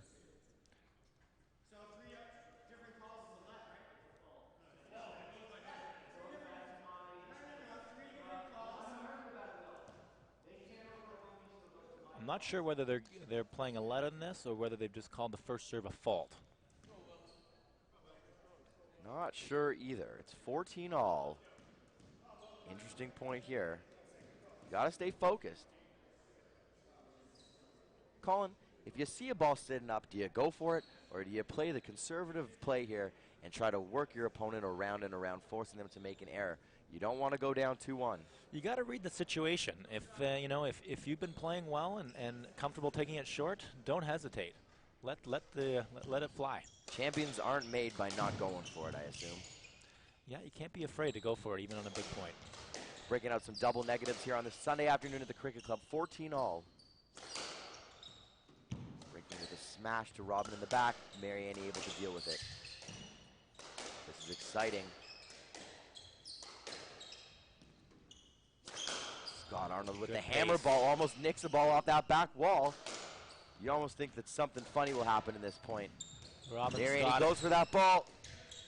Brinkman steps into it. Scotty with a great cover. Down the wall. Clark hammering the ball at will. Here's a chance for, oh, goes around the world. Stretching, smashing, hitting. Very hard-hitting rally here. Scott goes for it and hits it. Marion, he throws his racket. The Twin Towers put up their hand. Unbelievable poaching. Clark and Arnold are going up 2-1 in the 2015 Slate Music Ridley Windows and Doors Canadian Doubles Championship Men's Open Final. Jeff Lurie, Colin West. We'll be back with you soon, folks. See us on Twitter at SquashStream.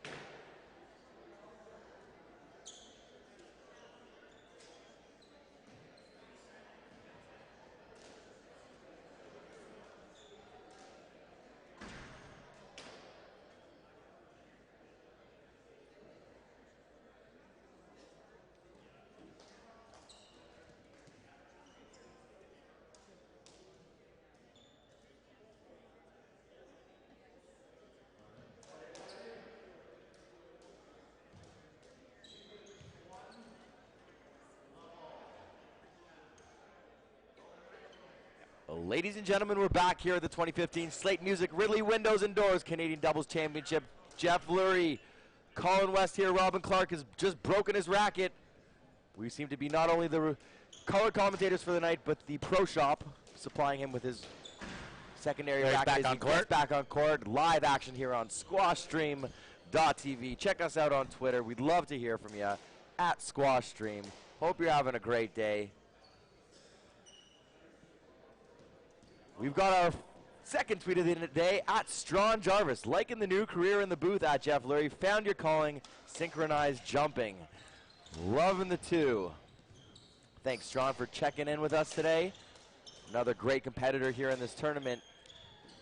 Did Strawn win a match in this tournament? Not sure he did. I don't think he did, no.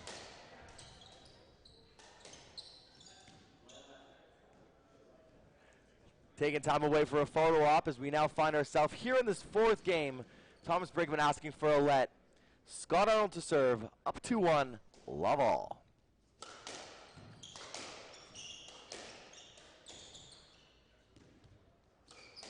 That last game really saw a swing in points as Marion and Brinkman were seemingly in the driver's seat. Colin, what happened? Yeah, that's a good question. I mean, Scott and Robin certainly heated up a lot, and hopefully Mariani and Brinkman can recover from that, because doubles is a game of momentum, and that certainly was shifting towards the Twin Towers at the end of that game. Another hit from Mariani to Robin. That's the turkey of the day. 3 hits. Robin unfazed, a consummate professional. He doesn't care about his body. He's willing to risk it all for another national championship as we see Scott with an unbelievable drop shot, boxing Thomas Brinkman out, unable to get a lead. Yeah, Colin, what do you think? That's a very tough shot from inside his body there. That's a really tough shot, and he went for it. Robin nicking that ball out. The Twin Towers are on fire. They've started this game with 2 straight nicks to win the first 2 rallies. I think next year when we have our statistician here, he'd be able to tell us that a lot of the last 15 points have been won by Scott and Robin. Yeah, it looks like maybe over the last 10 rallies, they've probably won maybe 7 or 8. Now, Colin, why wouldn't that call have been a stroke? It looked like Will hit. Oh, yeah, it looks like they have. Our producer's telling us that it was a stroke. Mariani's certainly not going to give that one away too easily. They're appealing here, but it looks like the ball came right back through the middle of the court. If you can't hit the ball, you can't hit the ball, and it's a stroke. Arnold to serve, 3 love from the left. Robin's really trying to pick up that ball and slice it into the nick. Mariani with a nice little shot. Neutralizing that ball again. Consistent Clark on that left wall. You can't really break him down, can you, Colin? They've been trying all match. The only thing, like we said at the beginning of the day, that's a sure thing is a dead nick, and that was a sure thing dead nick. Thomas Brinkman flicking that ball into the left wall. Again, off his back foot, moving backwards. He plays that shot probably better than anyone on the court here. Unbelievable squash here. You're hearing some other pros here in the wings saying that best thing to do would be mixing up the game a bit, but it looks like Mariani and Brinkman are going to live hard or die trying. What's that saying from 50 Cent there? Get rich or die trying. Rich or die trying. There's no opportunity to get rich here. Screwed this one up for all of you at home. Sorry about that. Overwhelmed by the excitement here at the Cricket Club 2015 Canadian Double Squash Championships. Mariani hitting that ball off that back wall, creating some chaos, but none able to phase the talented Robin Clark as he stretches into the corner, seemingly able to neutralize that rally yet again. Another between the legs get from Arnold there. He's on fire with that. Asking for a let Clarkie. Appeals, it sounds like let sustained.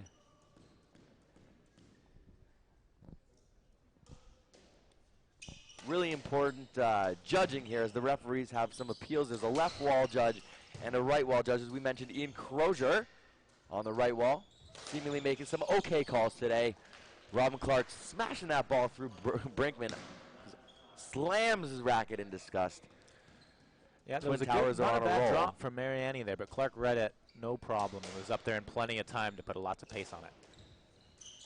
Looks like this game's going on pretty quickly. There's been some really good shots. Not too much rallying here in this 4th game.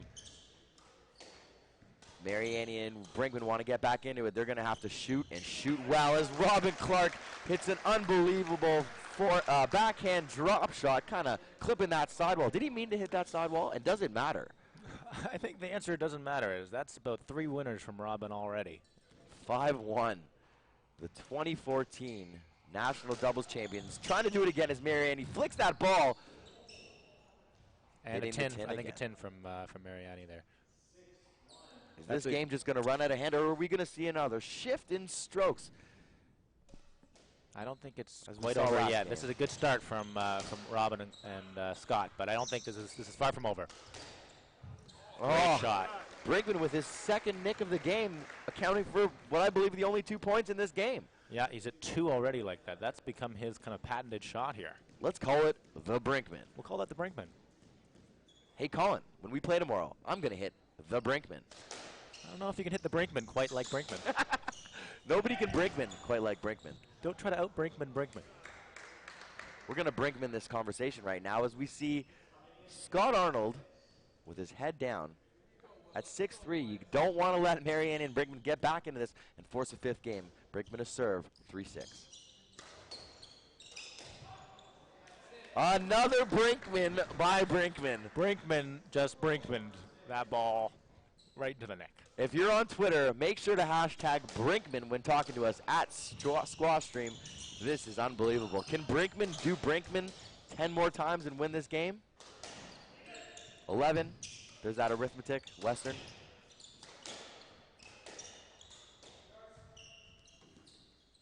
Players scampering around the court.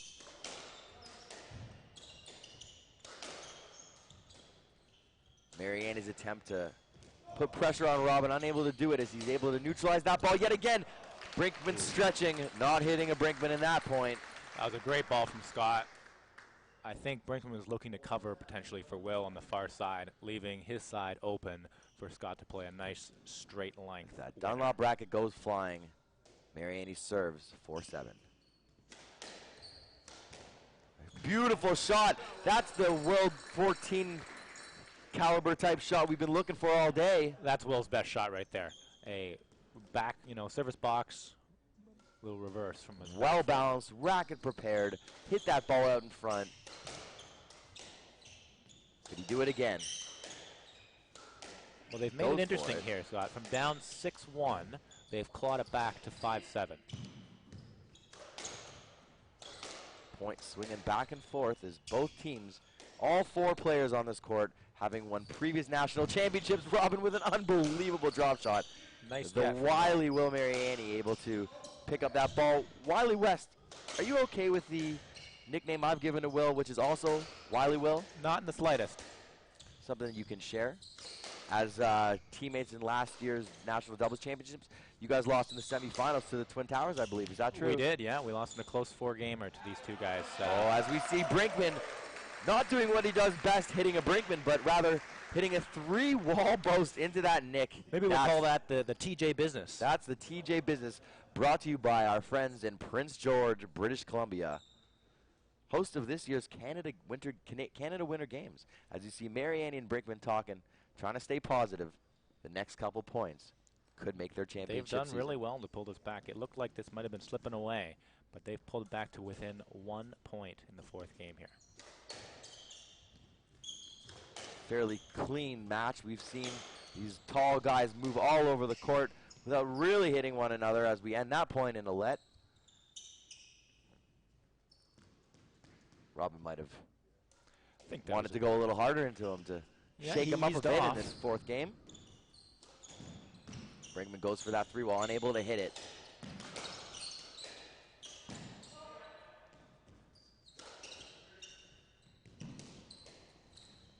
Ball's flying all over the court in this rally.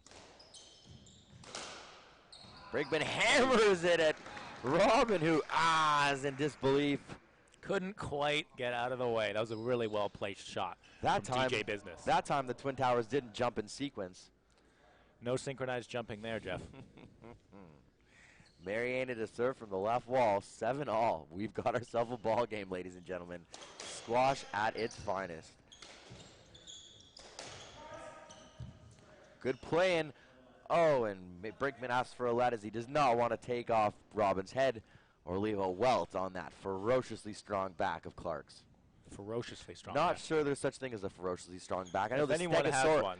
The Stegosaurus likely had one. Not sure Robin is a Stegosaurus. He'd be more like a, well, brontosaurus. He's got that long neck. A brontosaurus that would eat meat.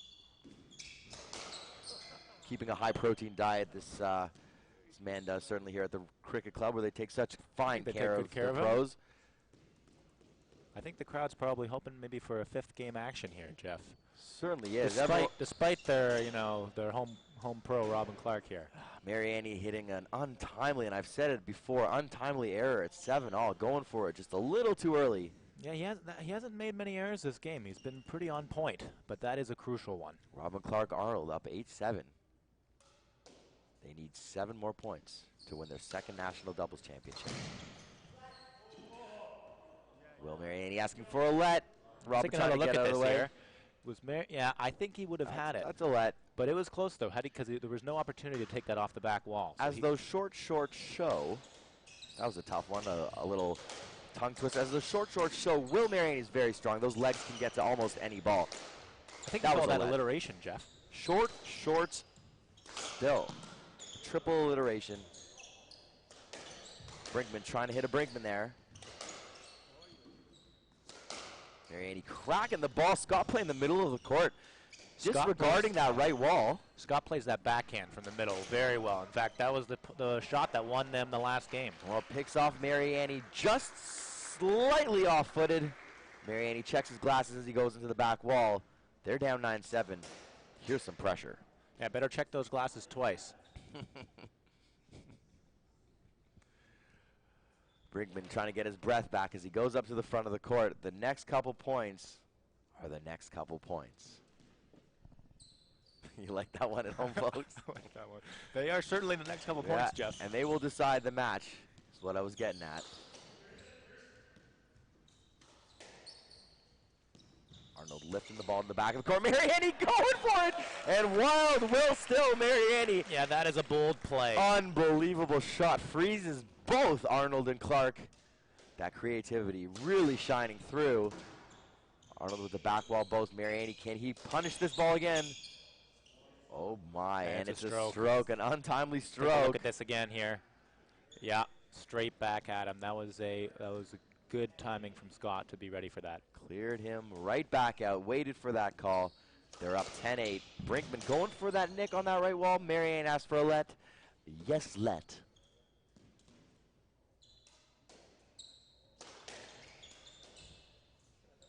At this point, must feel like some comfortable territory for Robin Clark and Scott Arnold, as they've been here before, trying to hold on to their lead in this fourth game to win their second Open Doubles Canadian Championship. Clark cracks the ball. Brinkman with an unbelievable ball. Yeah, Scott had to clear to the center there. A little bit of an overly wide cross from Robin, and Brinkman takes advantage with a great low kill. Talk about stepping it up at the right time. Brinkman a serve.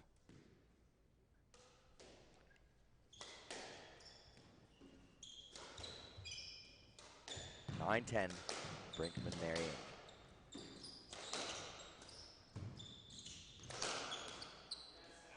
Oh, looks like some of the players here, instead of hitting that sidewall, they're actually going for each other's feet. That's a tough shot, is it not, Colin? It's a smart play, though, and with these guys can all hit the ball pretty hard, and right at your feet, tough ball to pick up. Brinkman's hit two kind of hard pace winners in the last two rallies. 10-all. The crowd is silent. Will we be seeing a fifth game here? Brinkman stretching. Tries to hit a Brinkman, unable to. Oh! And Brinkman's that one like no other. Unbelievable, even a little bit late. Leans back, flattens that ball into the nick. Scott and Robin, no idea how to deal with that pressure. Not much you can do about that. That was actually quite a good ball, and Brinkman just rolled it out. What is going to happen? 11-10, Brinkman Mariani.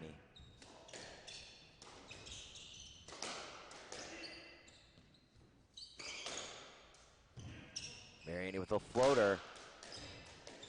Clark unable to capitalize on that ball. Mariani boxes Clark out, down the wall. We're back at neutralizing the point. Oh! Brinkman stretches Arnold. Back wall boast. Will he hit another one? Oh, fantastic recovery by Arnold, the Aussie. We're going to play a let. An unbelievable point, eh, Colin? It's interesting here. They haven't really kept it away from Brinkman, despite that he's hit about 4 winners in the last 5 rallies. Not to mention probably 8 points this whole game on the Brinkman. He's been the best player in the court in this game, yet Robin and Scott are still giving him a lot of looks. Mariani with an interesting boast there, asks for another let. At least the players are trying to play very conservative squash here. Shows his racket preparation. Yes, let. Who will be the 2015 Slate Music Ridley Windows and Doors Canadian Doubles Champion?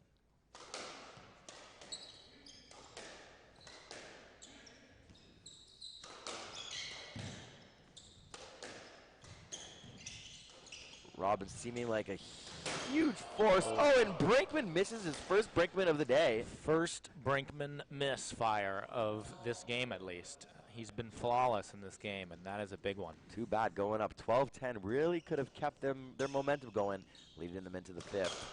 For those of you at home on squashstream.tv, we hope you're having a great day here. Jeff Lurie, Colin West, watching some of the best squash our country has to offer.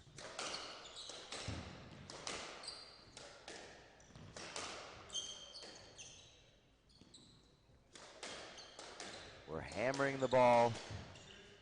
No one wanting to take any chances. Can't say I disagree with the thought process here. Yeah, it's been a conservative rally. Not one ball short yet in this rally. This might be one of those crazy rallies where a ball skirts out on a random winner.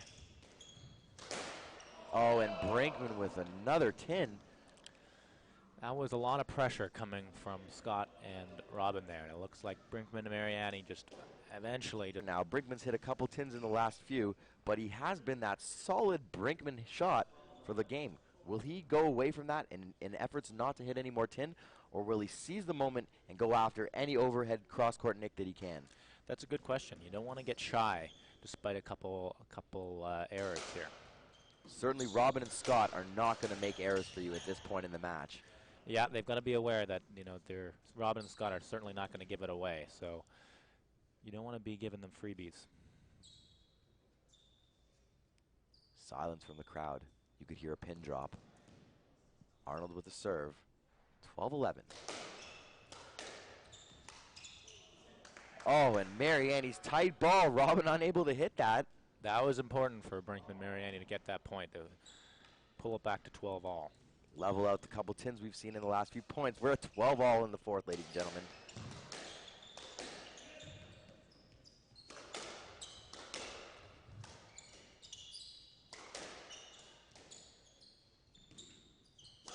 Brinkman smashes the ball cross court. Tries to hit a boast. Unable to push Scott out of the way. Mariani lifts a lob. Scott Arnold with the Brinkman. Like Scott, the exact same thing, straight back. Taste of your own medicine, Thomas Brinkman. Your roommate has just one-upped you on that shot, bringing you to former roommate, bringing it to 13-12. Seems that this game is the game of overhead, forehand smashes. Yeah, that is a tough shot, and these guys have all made it very well. Here's a chance for a Brinkman. And he goes for it! An unbelievable Brinkman! Well, that answers your question there, Jeff. He is not going to shy away from that shot. That's even further back in the court. He's maybe only a foot away from the back wall there. From an impossible angle, showing how he's been a national champion in the past.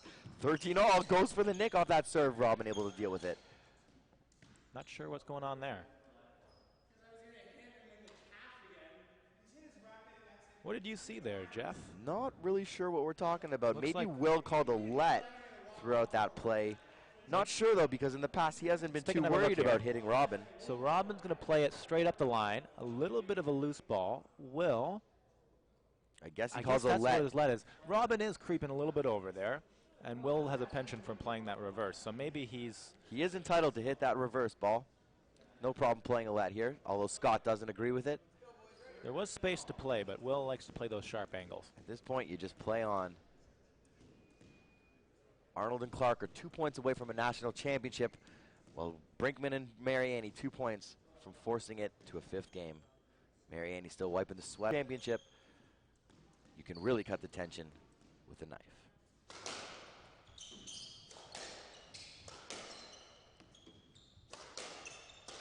Who will go for it? Scott goes for it and hits what we've called all afternoon a Brinkman. That's a good way to finish it. Great way. Beautiful cross court. The theme of today was the forehand cross court nick. As you see Robin Clark and Scott Arnold winning their second national doubles championship. What an amazing tournament for the two, as you see Mariani and Brinkman hugging each other, getting off the court. It was a great battle. Robin Clark, Scott Arnold, 15-7, 13-15, 15-14, 15-13. Over former national doubles championship, albeit not together. Will Mariani and Thomas Brinkman. Ladies and gentlemen, on behalf of Josh Janu and SquashStream.tv, my name is Jeff Lurie. And this is Colin West. And we're signing off from the 2015 Slate Music Ridley and Windows Canadian Doubles Championship. We will see you next year. Thanks for playing. Congratulations to Robin and Arnold. Way to go.